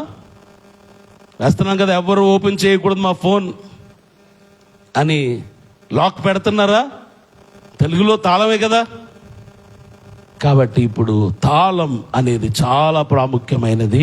ఒక దేవుడు ఏర్పరిచిన రాజ్యం అది, దేవుడు ఏర్పరిచిన గృహం అది. దావీదు గృహము, దావీదు సింహాసనము, దావీదు రాజ్యం. ఆయన యుగ యుగములు ఏలనై ఉన్నాడు. ఇప్పుడు ఎవరి చేతిలో పెడుతున్నాడట? యేసుక్రీస్తు ప్రభు వారి యొక్క చేతిలో పెట్టగా ఆయన వేయగా, ఆయన మూయగా ఎవడు తీయలేడు, ఆయన తీయగా ఎవడు మూయలేడు. మన తలుపులైతే తీయడం కష్టం, కానీ వేయడంలో ఏముంది? కానీ ఎంతటి అధికారం కలిగిన వాడు అంటే ఆయన అంటున్నాడు, నా ప్రాణము పెట్టుటకు తిరిగి తీసుకొనుటకు నాకు అధికారము కలదు. అందుకే అంతఃపురంలో ఉన్నాడు ఆ పెండ్లి కుమారుడు. అందుకే అంతఃపురంలో ఉన్నాడు. సర్వము నెరిగిన వాడు, అధికారం కలిగిన వాడు, జ్ఞానం కలిగిన వాడు. అందుకే ప్రభునందు ప్రియులారా, తాళం అనేది చాలా ప్రాముఖ్యమైనది. ఇప్పుడు మన హృదయానికి కూడా వేస్తాం తాళం. దేనికి వేయాలి? నీ వధువుగా సిద్ధపడాలి అంటే నీ అంతరంగానికి వేయాలి తాళం. సాతాను ప్రవేశించడానికి ప్రయత్నం చేస్తాడు. దొంగలు ఎలాగా దోచుకోవడానికి ప్రయత్నం చేస్తారు, అలాగూ నీ సమయాన్ని దోచుకోవాలని, నీ తలంపులను దోచుకోవాలని, నీ ఆలోచనలో ప్రవేశించాలని, నీ అంతరంగంలో చేరాలని, నీ అంతరంగంలోనికి వచ్చి తిష్ట వేయాలని ప్రయత్నం చేస్తూనే ఉంటాడు. కానీ నువ్వేం చేయాలి? ప్రభువా, నీవే అధికారివి, నువ్వెప్పుడు తాళం వేస్తావో, ఎప్పుడు తీస్తావో నీ ఇష్టం అని ఆయన అధికారమునకు మన హృదయాన్ని, మన జీవితాన్ని మనం అప్పగించాలి. అదే చెబుతున్నాడు, అతడు మూయగా ఎవడునూ తీయలేడు, ఆయన తీయగా ఇంకెవడునూ మూయలేడు. అలా ఉండాలి మన హృదయం కూడా. మన హృదయం కూడా అలాగే ఉండాలి. చాలా విలువైన వస్తువులు కలిగిన గదిని ఎంత భద్రంగా మనం చూస్తామో, ఎంత సెక్యూరిటీ ఏర్పాటు చేస్తామో, దానికి మించిన సెక్యూరిటీ మానవ హృదయానికి కావాలి. మానవ హృదయానికి కావాలి. అందుకే ప్రభునందు ప్రియులారా, ఏ మార్గంలో ప్రవేశిద్దామా, ఏ మార్గంలో ఒక విశ్వాస హృదయంలోనికి ప్రవేశించి శోధనలో పడవేసి పాపం తట్టు తిప్పుదామా అని అపవాది ప్రయత్నము చేస్తూనే ఉన్నాడు. పౌలు గారు అంటున్నారు, మనం పోరాడున్నది శరీరులతో కాదు. ఎవరితో పోరాడుతున్నామట? అధికారులతో పోరాడుతున్నాం. వాయుమండల సంబంధమైన అధికారులతో పోరాడుతున్నాం అంటున్నాడు. వాయుమండల సంబంధమైన అధికారి ఎవరు అంటే ఈ మొబైల్ ఫోన్కి సిగ్నల్స్ ఎక్కడి నుంచి వస్తున్నాయి అమ్మా? పూర్వం దూరదర్శన్ ఉన్నప్పుడు టీవీ చూసేవారా? ఒకవేళ సరిగ్గా రావట్లేదు అనుకోండి, టీవీ పైన యాంటీనా అటు ఇటు ఇటు తిప్పేవారు. ఇప్పుడు కూడా సిగ్నల్ ఎక్కడ నుండి వస్తుంది మన ఫోన్లోనికి? డేటా అయిపోయింది అంటాం. ఏమైపోయింది? డేటా అయిపోయింది అంటాం, లేక సిగ్నల్ రావట్లేదు అంటాం. ఇవన్నీ ఎక్కడి నుండి వస్తున్నాయి? గాలిలో నుండే వస్తున్నాయి. మన పోరాటం ఎవరితో? వాయుమండల సంబంధమైన శక్తులతో. ఆ శక్తి ఇప్పుడు తీసుకొచ్చి ఎక్కడికి వచ్చేసింది? మన జేబులోకి వచ్చేసింది. ఎక్కడ పెట్టుకున్నాం ఇప్పుడు? సాతాను ఎక్కడున్నాడు?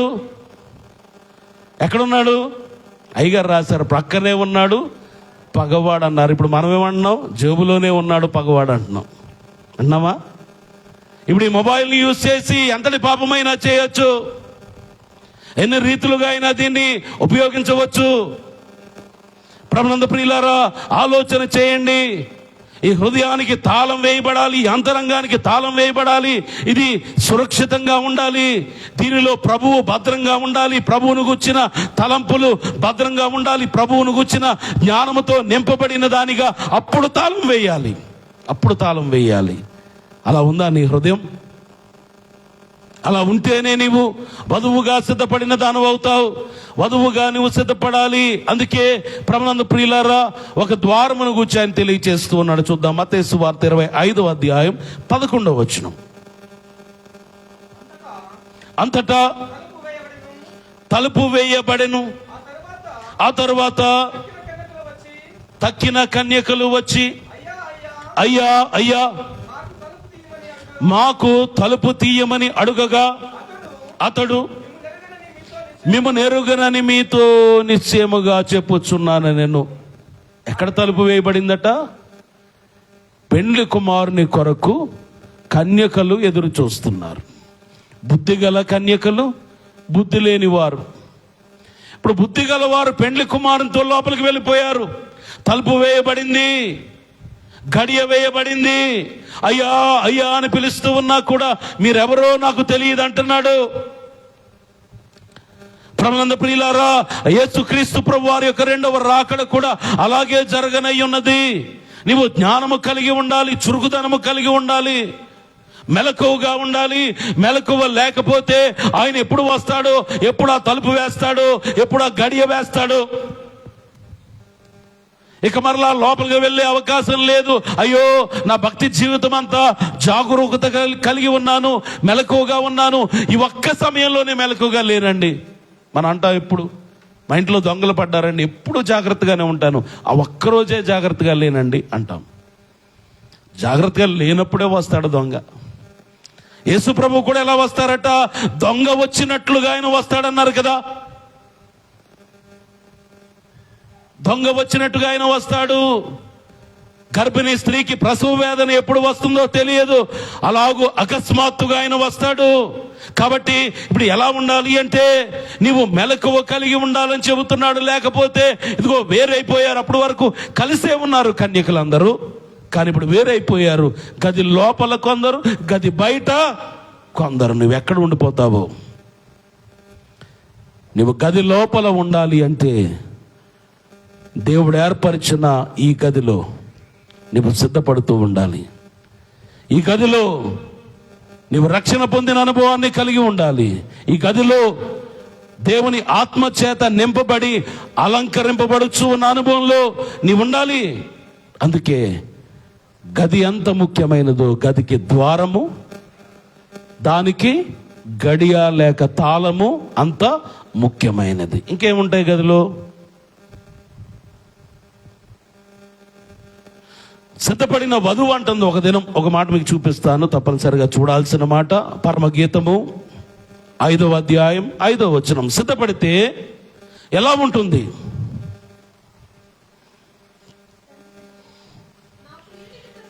నా ప్రియునికి తలుపు తీయ లేచి తిని, నా చేతుల నుండి నా వ్రేళ్ల నుండి జటామాంసి గడియల మీద స్రవించెను. ఇప్పుడు సిద్ధపడిన వధువు, ప్రియురాలు ఎవరి కొరకు తీస్తుంది? ఇప్పుడు గడియ తీస్తుంది, తలుపు తీస్తుంది. ఎవరి కోసం అంటే ప్రియుని కొరకు. నీవెవరి కొరకు తీయాలి? ఎవరి కొరకు తీయాలంటే లోకం కొరకు కాదు, అపవాది కొరకు కాదు, పాపం కొరకు కాదు, శరీర సంబంధమైన వాటి కొరకు కాదు, ఆయన కొరకు, ప్రియుని కొరకు నీవు తలుపు తీయాలి.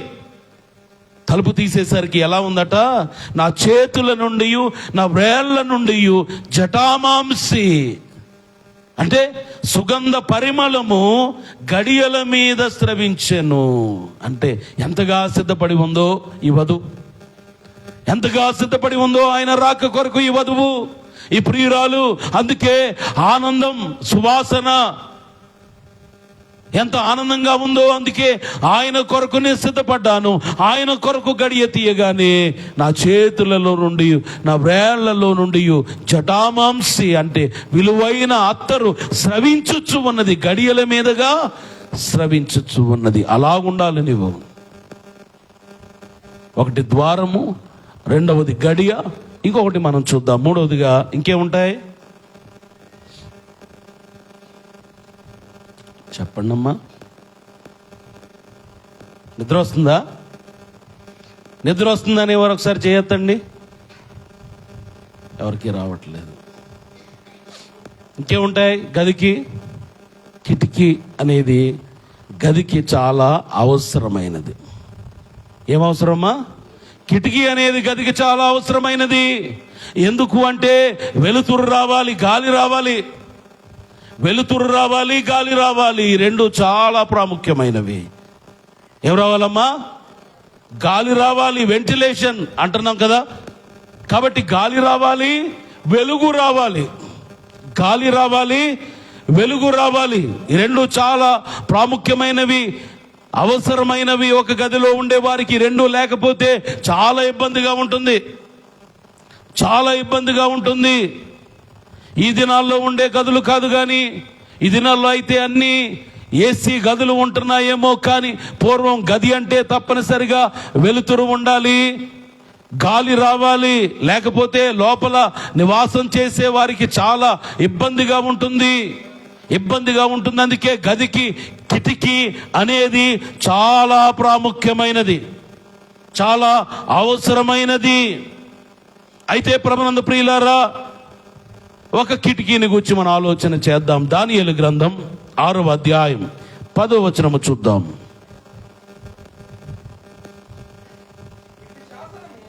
ఇట్టి శాసనము సంతకము చేయబడినని దానియేలు తెలుసుకొనినను అతడు తన ఇంటికి వెళ్ళి యథాప్రకారముగా ముమ్మారు మోకాళ్ళుని తన ఇంటి పై గది కిటికీలు యెరూషలేము తట్టునకు తెరవబడి ఉండగా తన దేవునికి ప్రార్థన చేయుచు ఆయనను స్తుతించుచు వచ్చెను. ప్రభునందు ప్రియులారా, ఇక్కడ చూడండి, ఒక శాసనము రాయబడిందట. ఎవరికి? ప్రార్థన చేయకూడదని. ఇట్టి శాసనము రాయబడినని దానియేలుకు తెలిసినా కూడా ఏం చేస్తున్నాడు?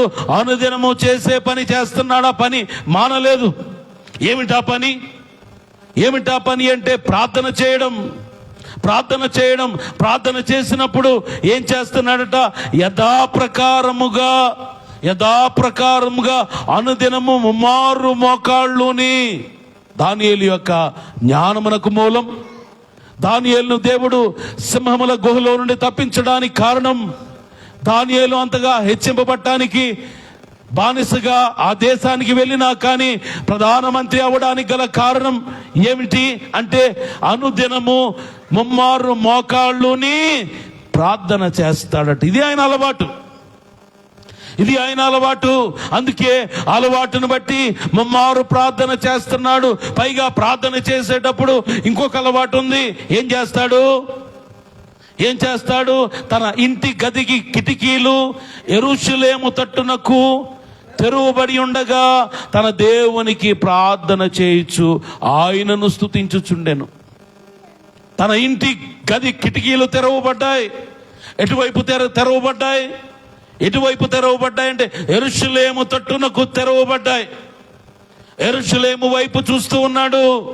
యెరూషలేము తట్టు మన మన హృదయం యొక్క కిటికీలు తెరవబడి ఉండాలి. యెరూషలేము అనగా నూతన యెరూషలేము అనగా పరలోక రాజ్యం. పరలోక రాజ్యం తట్టు మన హృదయములు తెరవబడి ఉండాలి.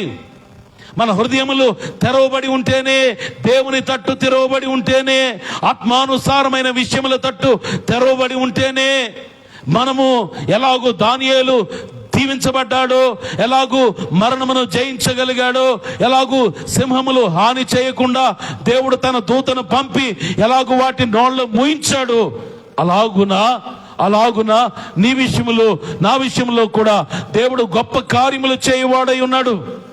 గొప్ప కార్యములు చేయవాడై ఉన్నాడు. అందుకే ప్రభునందు ప్రియులారా, నీవు నేను చేయవలసింది ఏమిటి అంటే మన హృదయం యొక్క కిటికీలు యెరూషలేము తట్టు తెరవబడి ఉండాలి. యెరూషలేము తట్టు తెరవబడి ఉండాలి. యెరూషలేము అనగా నూతన యెరూషలేం, పరలోక రాజ్యం అనగా దేవుని నివాస స్థలం, దేవుడు మన కొరకు నివాసము సిద్ధపరిచిన స్థలం. అటు ఉండాలి. ఎప్పుడు పరలోకం వైపే. దినం యెషయా ప్రవక్త అంటున్నాడు, రాజైన ఉజ్జియా మృతి నొందిన సంవత్సరమున అత్యున్నతమైన సింహాసనమందు ప్రభువు ఆసీనుడై ఉండగా నేను చూచి తిని అంటున్నాడు. ఎటు చూస్తున్నాడట? అందరూ ఉజ్జియా యొక్క సింహాసనం వైపు చూస్తున్నారట. ఎవరు కూర్చుంటారో, ఇప్పుడు ఎవరు అవుతారో రాజు? ఉజ్జియా మరణించాడు, ఇప్పుడు ఎవరు రాజ్య పరిపాలన చేస్తారు, ఎవరిని రాజుగా అభిషేకిస్తారు అని ఉజ్జియా యొక్క సింహాసనం వైపు చూస్తూ ఉంటే ఆయన మాత్రం, యెషయా మాత్రం ఎటు చూస్తున్నాడట? అత్యున్నతమైన సింహాసనం వైపు చూస్తున్నాడు. నీవు నేను కూడా నిత్యము పరలోకం వైపు చూచే వారంగా ఉండాలి. పరలోకం వైపు చూచే వారంగా ఉండాలి. పరలోకం వైపు మన దృష్టి ఉండాలి. పరలోక రాజ్యం వైపు మన కను దృష్టి ఉండాలి. అందుకే శాసనం రాశారా? శాసనానికి నాకు సంబంధం లేదు. ఎందుకంటే నేను ఏ శాసనం కావాలి, ఏ శాస్త్రం నాకు కావాలి అంటే ధర్మశాస్త్రము కావాలి, దేవుడు రాసిన శాసనమైన లేఖనములు కావాలి, దేవుని మాట కావాలి. దేవుడు ఏమన్నాడు? నువ్వు ప్రార్థన చేయాలన్నాడు. కాబట్టి నేను ప్రార్థనే చేస్తాను. అది కూడా ఎలా చేస్తాను? నా గది కిటికీలు యెరూషలేము తట్టు తెరచి, యెరూషలేము తట్టు తెరచి. ప్రభునందు ప్రియులారా, మరి మన హృదయం యొక్క కిటికీలు ఎటు తెరిచి ఉన్నాయి? ఎటు తెరిచి ఉన్నాయి? ఆలోచన చేయాలి. ఎటు తెరుస్తున్నాం? ఎటు తెరిచి మన జీవితాన్ని కొనసాగిస్తూ ఉన్నాం? పూర్వము సమాజ మందిరములు ఉండేవి. సమాజ మందిరం ఎక్కడ నిర్మించినా, ఏ ప్రాంతంలో నిర్మించినా దాని ద్వారము మాత్రం ఎటు ఉండాలి అంటే యెరూషలేము దేవాలయం వైపు ఉండాలి. ఎక్కడ నిర్మించినా కానీ యెరూషలేము దేవాలయం వైపు ఉండాలి. అది ఒక పద్ధతి, దేవుడు ఏర్పరిచిన పద్ధతి. ఎందుకనగా దేవుని మహిమ కనబడిన ఆ దేవాలయం వైపు తెరిచి ఉంటే ఈ సమాజంగా మేము ఇక్కడ కూరుకుంటూ ఉన్నాం, ఇలాగ మేము సమాజంగా సహవాసంగా కూడుకుంటూ ఉంటే మేము ఆ మందిరంలో ఉన్నట్టుగానే భావిస్తాం, యెరూషలేము మందిరంలో ఉన్నట్టుగానే భావిస్తాం. అందుకే యెరూషలేము కొరకు ప్రార్థన చేయమంటుంది దేవుని వాక్యం. యెరూషలేము కొరకు ప్రార్థించేవారు వర్ధిల్లెదరని దేవుని వాక్యం సెలవిచ్చుచు ఉన్నది. కేవలం యెరూషలేము కొరకు ప్రార్థన చేయడం మాత్రమే కాదు, కానీ మన హృదయం యొక్క కిటికీలు యెరూషలేము తట్టు తెరిచి ఉంచాలి. మరి ఒక కిటికీ బైబిల్లో కనబడుతుంది. చూద్దాం. యెహోషువ గ్రంథం 2వ అధ్యాయం 18వ వచనం చదువుకుందాం. 2:18. యెహోషువ గ్రంథం. నీవు మమ్మును దించిన ఈ కిటికీకి ఈ ఎర్రని దారమును కట్టి నీ తండ్రిని, నీ తల్లిని, నీ అన్నదమ్ములను, నీ తండ్రి ఇంటి వారందరినీ నీ ఇంట చేర్చుకొనుము. ఇది ఎవరికి చెప్పబడుతుంది ఈ మాట? వేగు చూడడానికి వచ్చిన వారు రాహాబు అనే వేశ్యకు చెబుతూ ఉన్నమాట. ఇవి ఇల్లు ఎక్కడ ఉంది అంటే ప్రాకారం మీద ఉంది. ఆ దేశస్థులు కొందరు సైనికులు వచ్చి ఇదిగో వేగు చూడటానికి కొందరు వచ్చారని వెతుకుతూ రాగా వీరిని మిద్దె మీద దాచింది. దేవుడు గొప్ప కార్యములు చేయుచున్నాడని, ఇశ్రాయేలీయులను అద్భుతకరంగా నడిపిస్తూ ఉన్నాడని, ఎర్ర సముద్రమును పాయలు చేశాడని, ఐగుప్తు బానిసత్వం నుండి విడిపించి నడిపించాడని ఈమె విన్నది. వినుట వలన ఏం కలుగుతుంది? విశ్వాసము కలిగింది. అందుకే దేవుని పేరట, యెహోవా పేరట వచ్చిన వారిని చేర్చుకుని ఇప్పుడు మరలా సైనికులు రాగానే వారిని దాచి వారిని దించుతుంది. ఎక్కడి నుండి దించిందట? కిటికీలో నుండి దించింది. అందుకే ఏమంటుంది? నేను మిమ్మును దించిన కిటికీ. ఈ కిటికీకి ఏం కట్టాలి? ఎర్రని దారము ఒకటి కట్టండి. ఏం కట్టాలి? ఎర్రని దారము కట్టాలి కిటికీకి. ఇప్పుడు మమ్మలను దేవుడు నడిపిస్తాడు. వచ్చి మీ ప్రాంతాన్ని మేము ఆక్రమించుకుంటాం, ఎరుకో పట్టణాన్ని ఆక్రమించుకున్నప్పుడు ఇప్పుడు ఏ ఒక్క ఇంటి వారిని మేము విడిచిపెడతాం? అందరినీ హతం చేస్తాం, కానీ ఒక ఇంట్లో ఉన్న వారిని మాత్రం విడిచిపెడతాం. ఏ ఇంటి వారిని? ఏ ఇంటి కిటికీకైతే ఎర్రని తొగరు దారము వేలాడుతూ ఉంటుందో ఆ ఇంటి వారిని మేము విడిచిపెడతాం. అందుకే నీ తల్లిని, నీ తండ్రిని, నీ ఇంటి వారందరినీ నీ ఇంటిలోనికి నడిపించాలి. ఏ గదిలో ఉండాలి? ఇప్పుడు ఇంకో గదిలో ఉన్నారు మా వారంటే కుదరదు. మా వారందరూ ఇంకా మంచి గదిలోకి వెళ్ళారండి, ఈ గది కాదు ఆ గదిలో ఉన్నారండి అంటే కుదరదు. ఇప్పుడు నువ్వు మమ్మల్ని దించావు కదా, ఏ కిటికీలో నుండి దించావో ఆ కిటికీకి ఎర్రని తొగరు దారం ఒకటి కట్టి ఉంచు. ఇదే ఆనవాలు. ఇప్పుడు మన హృదయం అనే కిటికీకి కూడా ఏ దారము కట్టబడి ఉండాలి అంటే ఎర్రని తొగరు దారం.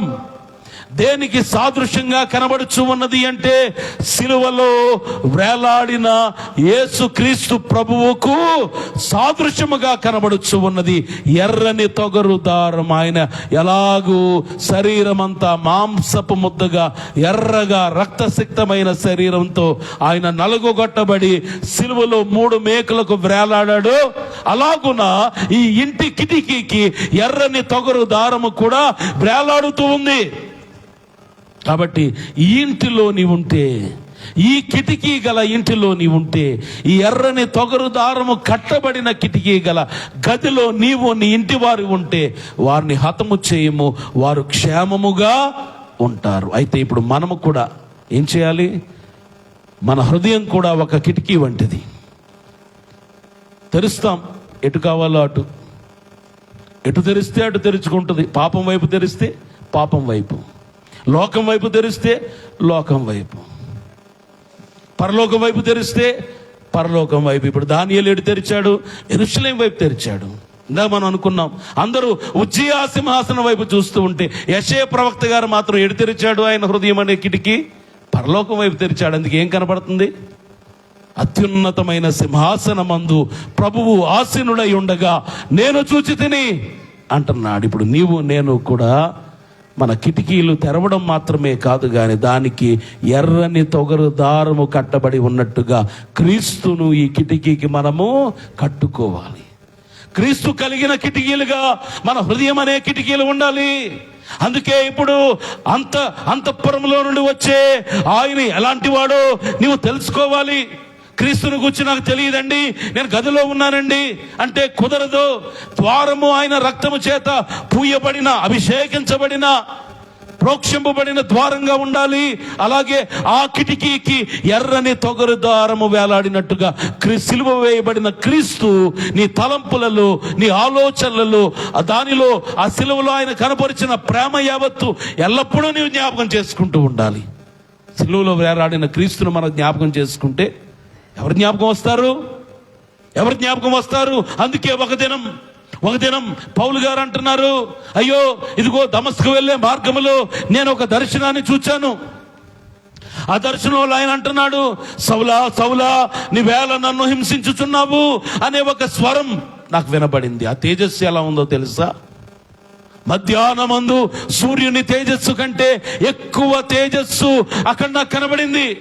ఆ వెలుగు నేను ఎన్నడూ మర్చిపోను. అలాగున క్రీస్తు నీ ఎడల చూపించిన ప్రేమను నువ్వెన్నడూ మర్చిపోకూడదు. అందుకేమన్నాడు? అంత ధర్మశాస్త్రం అంతా ఒక మాటలోకి తీసుకొచ్చేసి అంటున్నాడు, ధర్మశాస్త్రం అంతా ఒకే మాటలో ఇమిడి ఉన్నది. అది ఏమిటి అంటే నిన్ను వలే నీ పొరుగు వారిని ప్రేమించు. అందుకే అంటున్నాడు, ఎన్ని వరములున్నా, ఎన్ని విశేషమైన వరములున్నా, ఎన్ని సంఘములు నేను నిర్మించినా, ఎన్ని ఖండములలో పనిచేసినా, అందరికంటే ఎక్కువ ప్రయాసపడినా, ప్రేమ లేని వాడనైతే నేను వ్యర్థుడను. నీ ఇంటి, నీ హృదయం యొక్క కిటికీకి సిలువలో వేలాడుచు ఉన్న క్రీస్తు దృశ్యము ఎప్పుడూ నీ తలంపులలో ఉండాలి.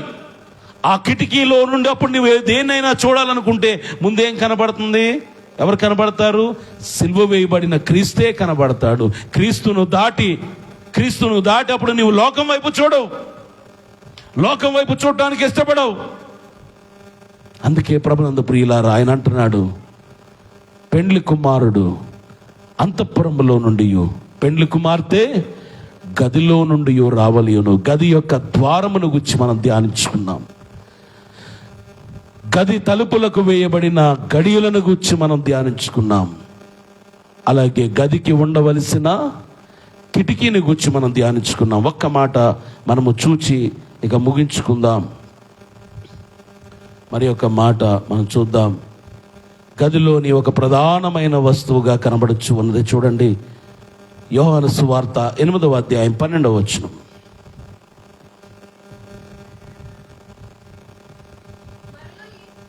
మరలా యేసు, నేను లోకమునకు వెలుగును, నన్ను వెంబడించువాడు చీకటిలో నడవక జీవపు వెలుగు కలిగి ఉండునని వారితో చెప్పాను. ప్రభునందు ప్రియులారా, ఆయన లోకమునకు వెలుగై ఉన్నాడు. ఇప్పుడు వెలుగు కావాలి, గదిలోనికి వెలుగు రావాలి. వెలుగు లేకుండా గది నువ్వేం చేసుకోగలవు? గదిలో ఏ పని చేయాలన్నా, నీవు సిద్ధపడాలన్నా, నీవు ఒక పని చేసుకోవాలన్నా గదిలో వెలుగు కావాలందుకే ఒక దీపమును, దీప స్తంభమును పెట్టి దానిపైన దీపమును తప్పక నీవు అమర్చాలి. అందుకే అంటున్నాడు, నేను లోకమునకు వెలుగుగా వచ్చి ఉన్నాను అని చెప్పి మిమ్మల్ని వెలిగించాను గనక మీరును లోకమునకు వెలుగై ఉన్నారు అంటున్నాడు. ఇప్పుడు నీవు నేను కూడా ఏమై ఉండాలి? వెలుగు జీవులంగా ఉండాలి, వెలుగై ఉండాలి. క్రీస్తు వెలుగైతే నీవు నేను వెలుగై ఉండాలి. ఆ వెలుగు చేత మనము నింపబట్టం మాత్రమే కాకుండా లోకమును వెలిగించే వారంగా మనం ఉండాలి. ఇది దేవుడు కోరుకుంటూ ఉన్నాడు. అందుకే నీవు వెలిగింపబడిన వాడు, నేను వెలిగించబడ్డాని చాలు అనుకోవడం కాదు, కానీ నేను వెలిగింపబడ్డాను, వెలుగు లేని వారికి ఈ వెలుగును నేను అందించాలి. ఇది నా ఉద్దేశం, ఇది నా కోరిక అని తెలియచేస్తూ ఉన్నాడు. అందుకే గదిలో దీపము ఉండాలి, దీపస్తంభము ఉండాలి. ఇది లేకుండా వెలుగు లేకుండా ఎలా సిద్ధపడుతుంది వధువు? వెలుగు లేకుండా ఎలాగూ వధువు అవుతుంది? వెలుగు లక్షణములు లేకుండా ఎలాగూ వధువు అవుతుంది? వెలుగు లేకుండా ఎలా సిద్ధపడుతుంది? దేవుని వాక్యమనే వెలుగులో తన్ను తాను పరిశీలన చేసుకోకుండా ఎలా సిద్ధపడుతుంది? అందుకే వెలుగు అవసరమై ఉన్నది. అలాగే గదిలో కనబడే మరి ఒక వస్తువు అద్దము. పెళ్లి కుమార్తె సిద్ధపడాలంటే ఏం కావాలి? మందిరానికి రావాలంటే మనం ఏం చూడాలి? ఏం చూడాలి? అద్దం చూడాలి. ఎందుకంటే సరిగ్గా సిద్ధపడ్డామో లేదో అద్దంలో చూసుకుంటాం. మనం అద్దంలో చూసుకుంటేనే కదా మన స్థితి ఏమిటో తెలిసేది. అందుకే గదిలో అద్దము ఉండాలి. ఒకరు సిద్ధపడాలి అంటే మరి ప్రత్యేకంగా మన ధ్యానంలో పెండ్లి కుమార్తె సిద్ధపడాలి అంటే అద్దము కావాలి, సరి చూసుకోవాలి, సరి చేసుకోవాలి, సరి చూసుకుంటూ ఉండాలి, సరి చేసుకుంటూ ఉండాలి. దీని కొరకే అద్దం మన రూపాన్ని చూపిస్తుంది. అద్దం మన స్థితిని చూపిస్తుంది. అద్దం. అందుకే పెండ్లి కుమార్తె సిద్ధపడాలి అంటే తప్పనిసరిగా అద్దము ఉండాలి. అద్దం లేకుండా సిద్ధపడలేం. అద్దం లేకుండా సరిగా సిద్ధపడలేరు. నీ స్థితి ఏమిటో నీకు తెలియాలి. అంత మాత్రమే కాకుండా ఈ అద్దము దేనికి సాదృశ్యంగా కనబడుచు ఉన్నదో చూద్దాం. కొరింథీయులకు రాసిన 2వ పత్రిక 3వ అధ్యాయం 18వ వచనం చదువుకుందాం. అపోస్తలుడైన పౌలు కొరింథీయులకు రాసిన 2వ పత్రిక 3:18, మనమందరమును ముసుకు లేని ముఖముతో ప్రభువు యొక్క మహిమను అద్దము వలె ప్రతిఫలింపచేయుచు మహిమ నుండి అధిక మహిమను పొందుచు ప్రభువు ఆత్మ చేత ఆ పోలికగానే మార్చబడుచున్నాము. మనం అందరము ఏం చేస్తున్నామట? ప్రభు యొక్క మహిమను అద్దము వలె ప్రతిఫలింప చేయుచున్నాము. ఇప్పుడు క్రీస్తు ఎవరండి అంటే మనం ఏం చెప్పాలి? నన్ను చూడండి, నాలో కనబడతాడు క్రీస్తు. నా వైపు చూడండి, నా మాటలు వినండి, క్రీస్తు మాటల వలె ఉంటాయి. నా క్రియలు చూడండి, క్రీస్తు క్రియల వలె ఉంటాయి. నా ప్రేమను గమనించండి, క్రీస్తు ప్రేమ వలె ఉండట్లేదా అన్ని అడగాలి. అందుకే మనం ఏం చేస్తామన్నమాట? దేవుని మహిమను అద్దము వలె ప్రతిఫలింప చేయొచ్చు. ఆయన మహిమ కనబడుతుంది కదా, అబ్బా సరిగా లేదు, మరలా ఇది సరి చేసుకోవాలి. క్రీస్తు కనబడుతున్నాడు కాబట్టి క్రీస్తు ఎలా ఉన్నాడు? అందుకే వధువు రూపము ఏ రూపము అంటే వరుని రూపమే, క్రీస్తు రూపమే వధువు సంఘం పొందుకుంటూ ఉంది. ఆయన రూప లావణ్యములు మన రూప లావణ్యములు అవుతూ ఉన్నాయి. ఆయన గుణగణములు మన గుణగణములు అవుతూ ఉన్నాయి. అందుకే ఆయన రూపములోనికి మార్చబడుతున్నాం. ఎక్కడ నుండి ఎక్కడికట? మహిమ నుండి అధిక మహిమకు. క్రైస్తవ విశ్వాసి ఎక్కడ ఉన్నావంటే, ఇదివరకు ఎక్కడ ఉన్నాను, ఇప్పుడు కూడా అక్కడే ఉన్నాను. ఇదివరకు ఎక్కడ ఉన్నాను, ఇప్పుడు కూడా అదే స్థితిలో ఉన్నాను అంటే కుదరదు. మహిమ నుండి అధిక మహిమకు. ఒక విద్యార్థి మీ ఇంట్లో మీ పిల్లల్ని పిలిచి ఎల్కేజీలో జాయిన్ చేశాను కదా నిన్ను, ఇప్పుడు ఎక్కడ ఉన్నావు, ఏం చదువుతున్నావు అని అడిగినప్పుడు ఒకవేళ వారు నేను ఎల్కేజీలోనే ఉన్నాను అన్నారు అనుకోండి, సంతోషంగా ఉంటుందా మనకి? ఫస్ట్ క్లాస్లోనే ఉన్నాను అన్నారు అనుకోండి, 10 సంవత్సరాల తర్వాత కూడా సంతోషంగా ఉంటుందా? ఉండదు. అందుకే మనం ఎలా వృద్ధి చెందాలట? మహిమ నుండి అధిక మహిమకి. ఇది ఎలా సాధ్యం అంటే దేవుని యొక్క మహిమ మనం పొందుకోవాలి, అద్దములో సరి చూసుకోవాలి, సరి చేసుకుంటూ ఉండాలట, సరి చేసుకుంటూ ఉండాలి. అందుకే గదిలో కనబడేవి ఏమిటి అంటే దీపము కనబడుతుంది, అద్దము కనబడుతుంది. అలాగే అన్నిటికంటే ముఖ్యంగా పెండ్లి కుమార్తెకు అవసరమైన ఒక వస్తువు ఉంది, గదిలో ఉండాలి. అది లేకపోతే చాలా కష్టం. అదేంటో ఒకసారి చెప్పండి, నేను ముగిస్తాను. దీపం ఉంది, అద్దం ఉంది. ఈ రెండిటితో ఒక పెండ్లి కుమార్తెను గదిలో వదిలేసామనుకోండి, పెళ్ళి ఎప్పుడు అవుతుంది? 10 గంటలు కావాల్సిన పెళ్ళి ఎన్ని గంటలకు అవుతుంది? సిద్ధపడతానే ఉంటారు కదా. అందులో అద్దంలో చూసుకుంటే మళ్ళీ ఇది సరిలేదు అనిపిస్తుంది, మరలా ఇది సరి చేసుకుంటే ఇది సరిలేదని అది సరి అవుతుంది. ఏం కావాలి? గడియారము కావాలి. ఇది చాలా ముఖ్యం, ఇది చాలా ముఖ్యం, చాలా ముఖ్యమైనది. అందుకే ఒక భక్తుడు అంటున్నాడు, my clock does not say tick tick, it says quick quick. ఏమంటదట? ఆయన గడియారం ఏమంటదట? మన గడియారం ఏమంటది? టిక్ టిక్ టిక్ అంటది. కానీ ఆయన గడియారం ఏమంటదట? క్విక్ క్విక్ క్విక్ అంటది. అంటే త్వరగా త్వరగా త్వరగా అంటది. టైం చూసుకోకుండా సిద్ధపడ్డాం అనుకోండి, సాధారణంగా పెళ్ళల్లో ఎవరు ఆలస్యం అవుతారు అమ్మా? పెళ్లి కూతురా పెళ్లి కొడుక? పెళ్లి కూతురు ఇంకా సిద్ధపడలేదండి, సిద్ధపడుతుందండి అంటారు. ఎక్కడ ఆలస్యం అంటే సమయమును గమనించకపోవడాన్ని బట్టి. సమయమును పోనీయక అంటుంది బైబిల్. ఏమంటున్నాడు దేవుడు? సమయమును పోనీయక నీవు సద్వినియోగపరచుకోవాలి. సమయము చాలా విలువైనది. ఇదిగో నేను త్వరగా వచ్చుచున్నాను అంటున్నాడు ఆయన. ఆయన త్వరగా వచ్చుచూ ఉండగా నీవు సిద్ధపడాలి. అందుకే ప్రభునందు ప్రియులారా, ఒక గది, ఈ గది యొక్క ద్వారం కనబడుతుంది, గది యొక్క గడియలు కనబడుతున్నాయి, గది యొక్క కిటికీ కనబడుతుంది. వీటి ద్వారా ఆత్మీయమైన విషయములను మనం ధ్యానించాం. అంత మాత్రమే కాదు కానీ గదిలో దీపము కనబడుతుంది, వెలిగించే దీపం. గదిలో అద్దము కనబడుచు ఉన్నది, మనలను మనం చూచుకొని సరి చేసుకోవడానికి. అంత మాత్రమే కాదు కానీ గడియారము కనబడుచు ఉన్నది. ఈ గడియారం ఏమంటుంది అంటే సమయం చూసుకోవాలి, సమయం దగ్గర పడుతుంది.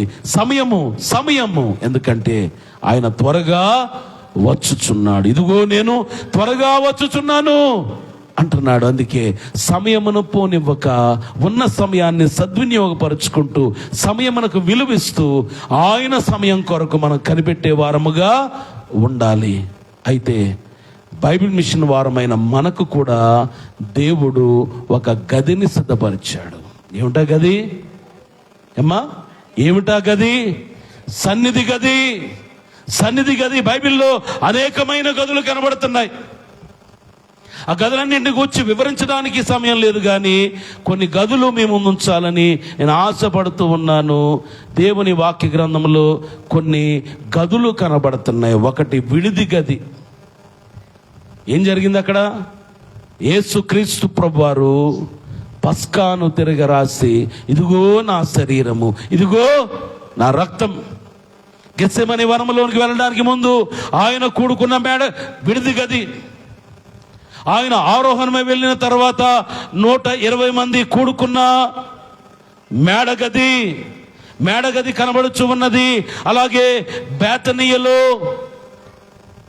సీమోను ఇంటిలో ఒక గదిలో అచ్చటట మాంసి అత్తరబుడ్డి పగలగొట్టగా సువాసనతో నింపబడింది ఒక గది.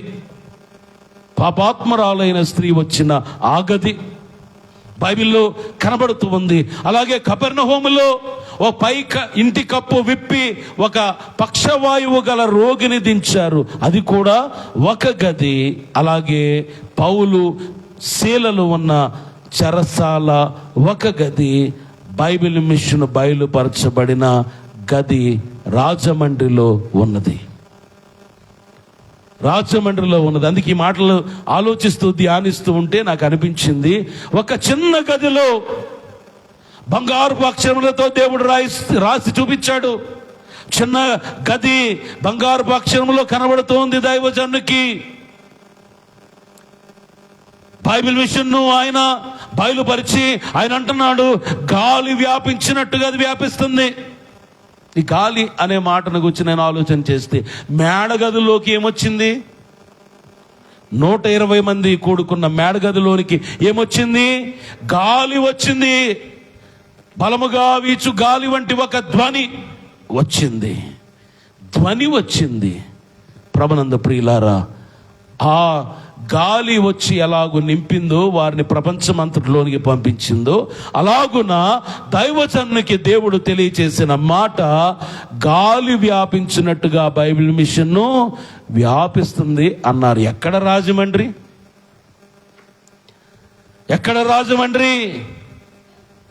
ఎక్కడ గుంటూరు? ఎక్కడి నుండి ఎక్కడికి వ్యాపించింది? ఇప్పుడు కరుగోడా మీ ఊరు పేరు? కురుగోడు మేము వచ్చాము అంటే దేని బట్టి వచ్చాం? ఇక్కడ ఏం జరుగుతున్నాయని వచ్చాం అమ్మా? బైబిల్ మిషన్ 2వ ఆగమన సభలు జరుగుతూ ఉన్నాయి గనుక మేము వచ్చాం. అంటే ఎక్కడికి వ్యాపించింది అంటే ఇదిగో గదిలో బయలుపరచబడింది. కానీ ఈ గదిలో నుండి ప్రపంచం అంతటిలోనికి గాలి వ్యాపించినట్టుగా, గాలి ఎక్కడ ఉంటుందో అన్ని చోట్లకు గాలి వ్యాపించినట్టుగా బైబిల్ మిషన్ వ్యాపిస్తుందని దైవజనులు తెలియచేశారు. ఎక్కడి నుండి ఎక్కడికి వచ్చిందో ఈ ప్రాంతంలో రెవరెండ్ శాంతిరాజు గారిని ఏర్పాటు చేసుకుని వారి ద్వారా ఈ గాలి వ్యాపించచ్చు ఉన్నది. బైబిల్ మిషన్ వ్యాపించచ్చు ఉన్నది. దేవుడు వ్యాపింప చేయొచ్చు ఉన్నాడు. అనేక ప్రాంతములలోనికి వ్యాపింప చేయొచ్చు ఉన్నాడు. కర్ణాటక స్టేట్ కోఆర్డినేటర్గా మొన్న ఈ సభల పనుల నిమిత్తం రెవరెండ్ శాంతిరాజు గారు నాచుకుంటూ రాలేకపోయారు, పనివారుల కూటానికి రాలేకపోయారు. కానీ ఒకసారి నిలబడండి. ఈ సమయంలో బైబిల్ మిషన్ 4 అధికారులు, బైబిల్ మిషన్ ప్రెసిడెంట్ అయ్యారు, వైస్ ప్రెసిడెంట్ అయ్యారు, సెక్రటరీ అయ్యారు, జాయింట్ సెక్రటరీ అయ్యారు.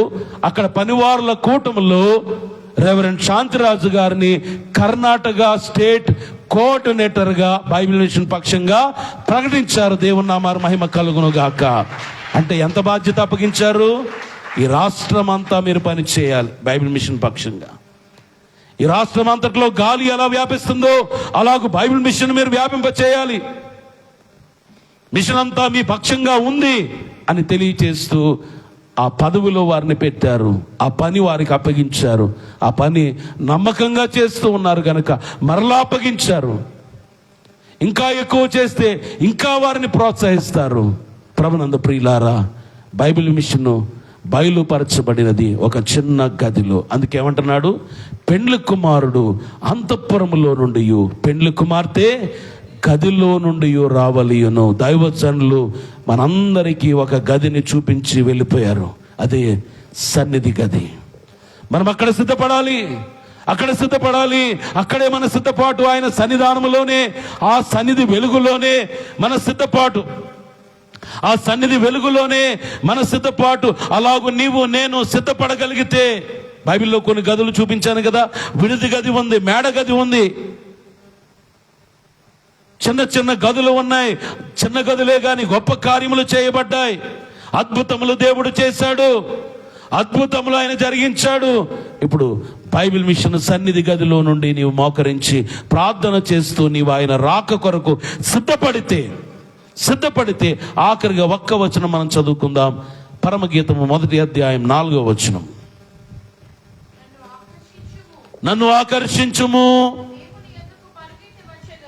మేము నీ యొద్దకు పరిగెత్తి వచ్చేదము. రాజు తన అంతఃపురములోనికి నన్ను చేర్చుకొనెను. ఇప్పుడు పెండ్లి కుమార్తె గదిలో సిద్ధపడి బయటికి రాగా రాజు ఏం చేశాడట? పెండ్లి కుమారుడు రాజే గనక రాజు ఏం చేస్తున్నాడు?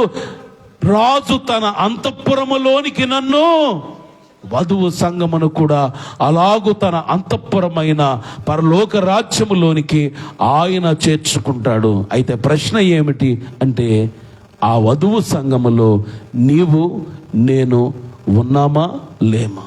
ఉంటామా ఉండమా? ఉండాలి అంటే ఏం చేయాలి? రహస్యమందున్న నీ తండ్రికి నీవు నీ గదిలోనికి వెళ్ళి ప్రార్థన చేయాలి.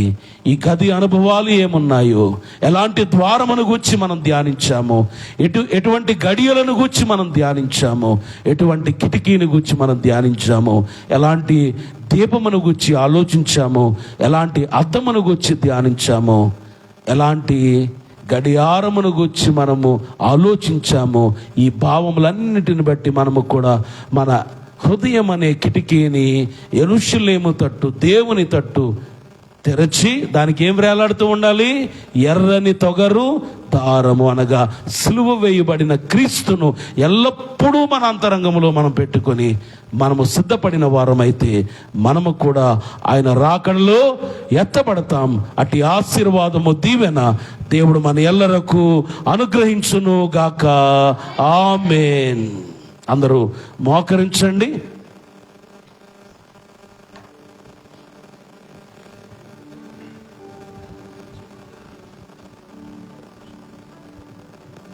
అందరూ మోకరిద్దాం. అందరూ లోపలికి రండి. ఒక 5 నిమిషాలు ధ్యానం చేసుకొని ముగించుకుందాము. నీ సన్నిధి కోరునాటి మానవుడే ధన్యుడు, నీ సన్నిధి కలిగియున్న ఆనరుడే ధన్యుడు. నీ సన్నిధి కోరునాటి మానవుడే ధన్యుడు, నీ సన్నిధి కలిగియున్న ఆనరుడే ధన్యుడు. అందరూ మోకరించాలి. బయట ఉన్న వారందరూ లోపలికి రండి. దేవుడు తన యొక్క దాసులను మరుగు చేసుకొని ఎంత మర్మమైన లోతైన విషయాలు, క్రొత్త విషయములు లేనిదే క్రొత్త మిషన్ ఎందుకు రావలను అన్నట్లుగా ఒక గదిని గూర్చి ఎన్నో మర్మమైన విషయాలు మీరెంతవరకు గ్రహించారో కానీ ఆత్మలకు ఎంతో బలమును కలిగించే, ఉజ్జీవాన్ని కలిగించే మాటలు దేవుడు మనకు వినిపించారు. తన దాసులను మరుగు చేసుకొని అందును బట్టి దేవునికి మహిమ కలుగును గాక. అయ్యగారికి ఒకసారి అందరము మరణాత చెబుదాము. మరణాత. ఈ సమయంలో ధ్యాన వాక్యాన్ని బట్టి అమ్మగారు ధ్యానం చేస్తూ ముగింపు ప్రార్థన చేసుకుందాం. అందరూ కండ్లు మూసుకుని చేతులు జోడించి ఇంతవరకు ఆయన సన్నిధిలో వాక్యము చేత మనలను ప్రభు బలపరిచి ఉన్నారు గనుక విత్తబడిన వాక్యమును మన హృదయములో భద్రము చేసుకుని ఒక్కసారి ఈ వాక్యమును నెమరు వేసుకుందాము. ఈ ప్రత్యేకమైన 2వ రాకడ సిద్ధపాటు ఉజ్జీవ సభలలో ప్రవేశించిన మనము ఉజ్జీవముతో మన హృదయములు నింపబడి రాకడ కొరకు సిద్ధపడవలసిన వారమై ఉన్నాము కనుక రాకడ సందేశమును అందించిన మన ప్రభువు మనతో మాట్లాడుచూ ఉండగా ఈ రాత్రికాల సమయంలో నిజమైన పెండ్లి కుమార్తె వరసలో మనము ఉన్నామో లేదో ఒక్కసారి పరిశీలన చేసుకుందాము.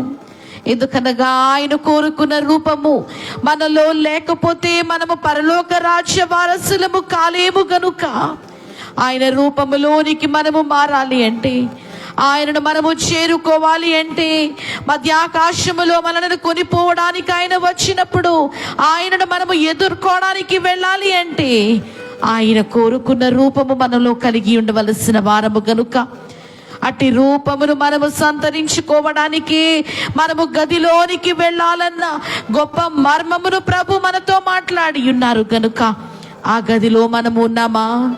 గదిలోనికి మనము వెళ్ళగలుగుతూ ఉన్నామా? మన హృదయములను గదిలోనికి మళ్లించగలుగుతూ ఉన్నామా? లేకపోతే ఇటు అటు తిరుగులాడుచున్న వారముగానే మనము మిగిలిపోయామా?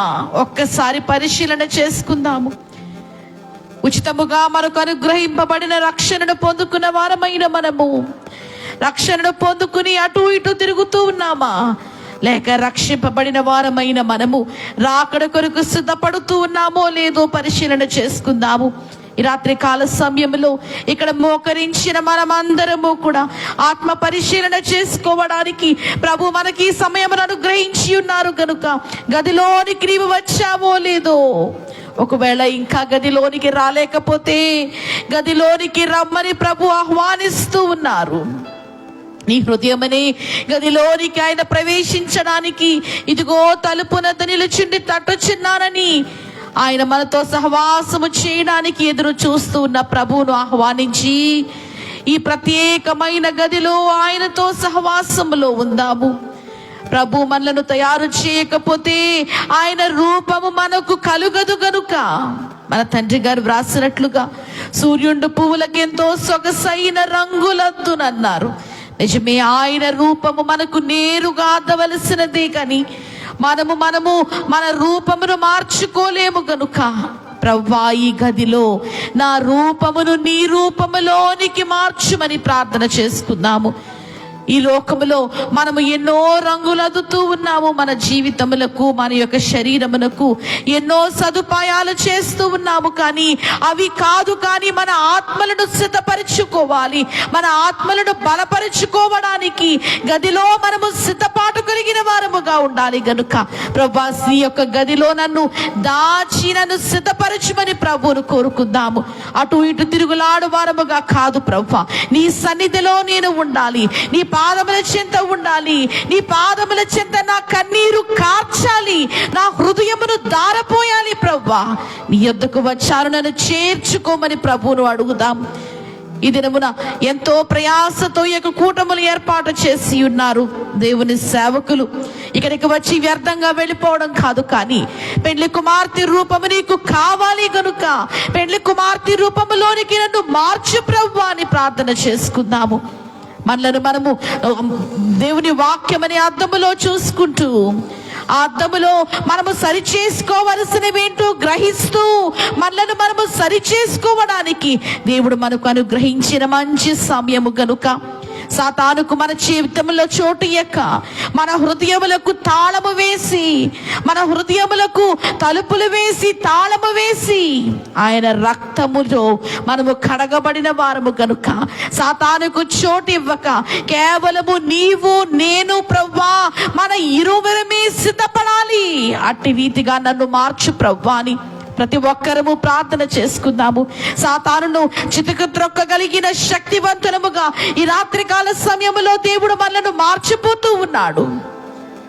ఆయన రూపములో మనము ఉన్నాము అంటే, ఆయన రూపమును మనము కలిగి ఉన్నాము అంటే ఆయన పొందుకున్న శక్తిని కూడా మనము పొందుకోగలిగిన వారముగా ఉంటాము కనుక సాతానా వెనుకకు పొమ్మని ఒక్క మాట సెలవిచ్చి సాతానును వెనుకకు త్రోసివేసి ఆయన చేయవలసిన కార్యములన్నిటినీ ఎలాగును చేశారో ఈ లోకములో సాతాను మనలను అటు ఇటు చెదరగొట్టాలి అని గాలికి చెదిరిపోవు పొట్టు వలె మనలను చేయాలని ప్రయత్నము చేస్తూ ఉంది. కానీ ఆయన రూపములోనికి మనము మార్చబడవలసిన వారము, ఆయన రూపములోనికి మనము మార్చబడిన వారమైతే సాతానుడు మన కాళ్ళ క్రింద చితుకు కొట్టగలము గనుక సాతానా నీకు అపజయము, మాకు జయము అని ప్రకటించుచు, ప్రభువా సాతానును నా వెనుకకు పొమ్మని ఆజ్ఞాపించుచు, నీ రూపములోనికి నన్ను మార్చు, నిన్ను చేరుకునే రూపము నాకు దయచేయమని ప్రతి ఒక్కరూ ప్రార్థన చేసుకోండి. ఈ యొక్క సభలకు వచ్చిన ప్రతి ఒక్కరూ మార్పు చెంది పెండ్లి కుమార్తె రూపమును పొందుకోవలసిన వారము. కేవలము రక్షణ రూపంలో మాత్రమే, రక్షణ రూపము దగ్గర మాత్రమే ఆగిపోవడం కాదు, కానీ పెండ్లి కుమార్తె రూపము మన అందరికీ కావాలి కనుక ఆయన అద్దడానికి, ఆయన సుగుణములు మనకు అద్దడానికి ఆయన సిద్ధముగా ఉన్నాడు గనుక, ప్రభువా నీ రూపములోనికి నన్ను మార్చు, నా హృదయమును మార్చు, నా జీవితమును మార్చు, నా తలంపులను మార్చు, నా యొక్క ఆలోచనలను మార్చు ప్రభువా. పరలోక సంబంధమైన వాటి వైపే, పరలోక సంబంధమైన ఆలోచనలు మాత్రమే నాకు కావాలి. ఇహలోక సంబంధమైన వారము మేము కాదు ప్రభువా, మేము నీ వారము, పరలోక సంబంధము గనుక పరలోకపు ఆలోచనలు కలిగిన పెండ్లి కుమార్తెలుగా మమ్మల్ని ఉంచమని ప్రతి ఒక్కరూ భక్తితో ప్రార్థన చేసుకోవాలి, శ్రద్ధతో ప్రార్థన చేసుకోవాలి. నిజముగా ప్రభు రూపములోనికి మనము మార్చుకోవాలన్న ఆశతో ప్రార్థన చేసుకోవాలి. చెక్కయ్య పొట్టివాడే చెట్టు ఎక్కలేకపోయాడు, కానీ ఆశ కలిగి చెట్టు ఎక్కాడు కనుక ప్రభువును చూడగలిగాడు. ఈ రాత్రికాల సమయంలో ఆయన రూపంలోనికి నీవు మారాలి అని నీకు ఆశ కలిగి ఉంటే, ప్రభువా నన్ను మార్చు అన్న ఒక్క మాట, నీ సమర్పణ, నీ హృదయంలో ఉన్న నిర్ణయము, నీ సమర్పణ, నీ ఆశ ఆయన రూపంలోనికి మనల్ని మారుస్తుంది గనుక నీ రూపము నాకు కావాలి ప్రభువా, నీ రూపంలోనికి నన్ను మార్చు ప్రభువా. అందరూ ప్రార్థన చేసుకోవాలి, ఆయన రూపము నాకు కావాలి. దుష్ట సంబంధమైన రూపము నాకు వద్దు, సాతాను రూపము నాకు వద్దు, అంధకార సంబంధమైన రూపములను నాకు వద్దు. వాటిని విసర్జించి పెండ్లి కుమార్తె రూపము, అందమైన రూపము, కళంకము లేని రూపము, పరిశుద్ధమైన రూపము ప్రభువా నాకు దయచేయమని ప్రతి ఒక్కరము ప్రార్థన చేసుకుంటూ,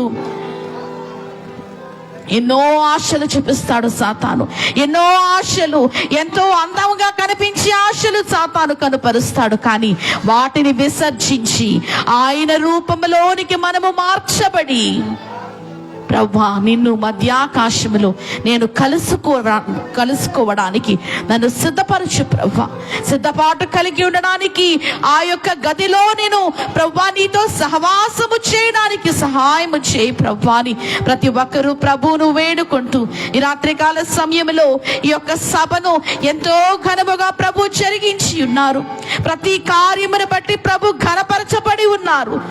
తన దీన సేవకురాలు ఎంతో ప్రయాసతో, ఎన్నో ప్రార్థనలతో ఈ యొక్క సభలను ఏర్పాటు చేసి ఉండగా ఎంతో ఘనముగా ప్రభు జరిగించి ఉన్నారు కనుక ప్రభువును స్తుతిస్తూ ప్రతి ఒక్కరూ కూడా ఈ సభల అనంతరము నాలో గొప్ప మార్పు, పెండ్లి కుమార్తె వరుసలోనికి రాగలిగిన మార్పు పొందుకున్నామని తృప్తితో ప్రభువును స్తుతిస్తూ మనము తిరిగి వెళ్ళాలి కనుక మీ హృదయములలో ప్రభువును ప్రార్థిస్తూ వందిస్తూ ఈ యొక్క ముగింపు ప్రార్థనలో ఏకీభవించండి.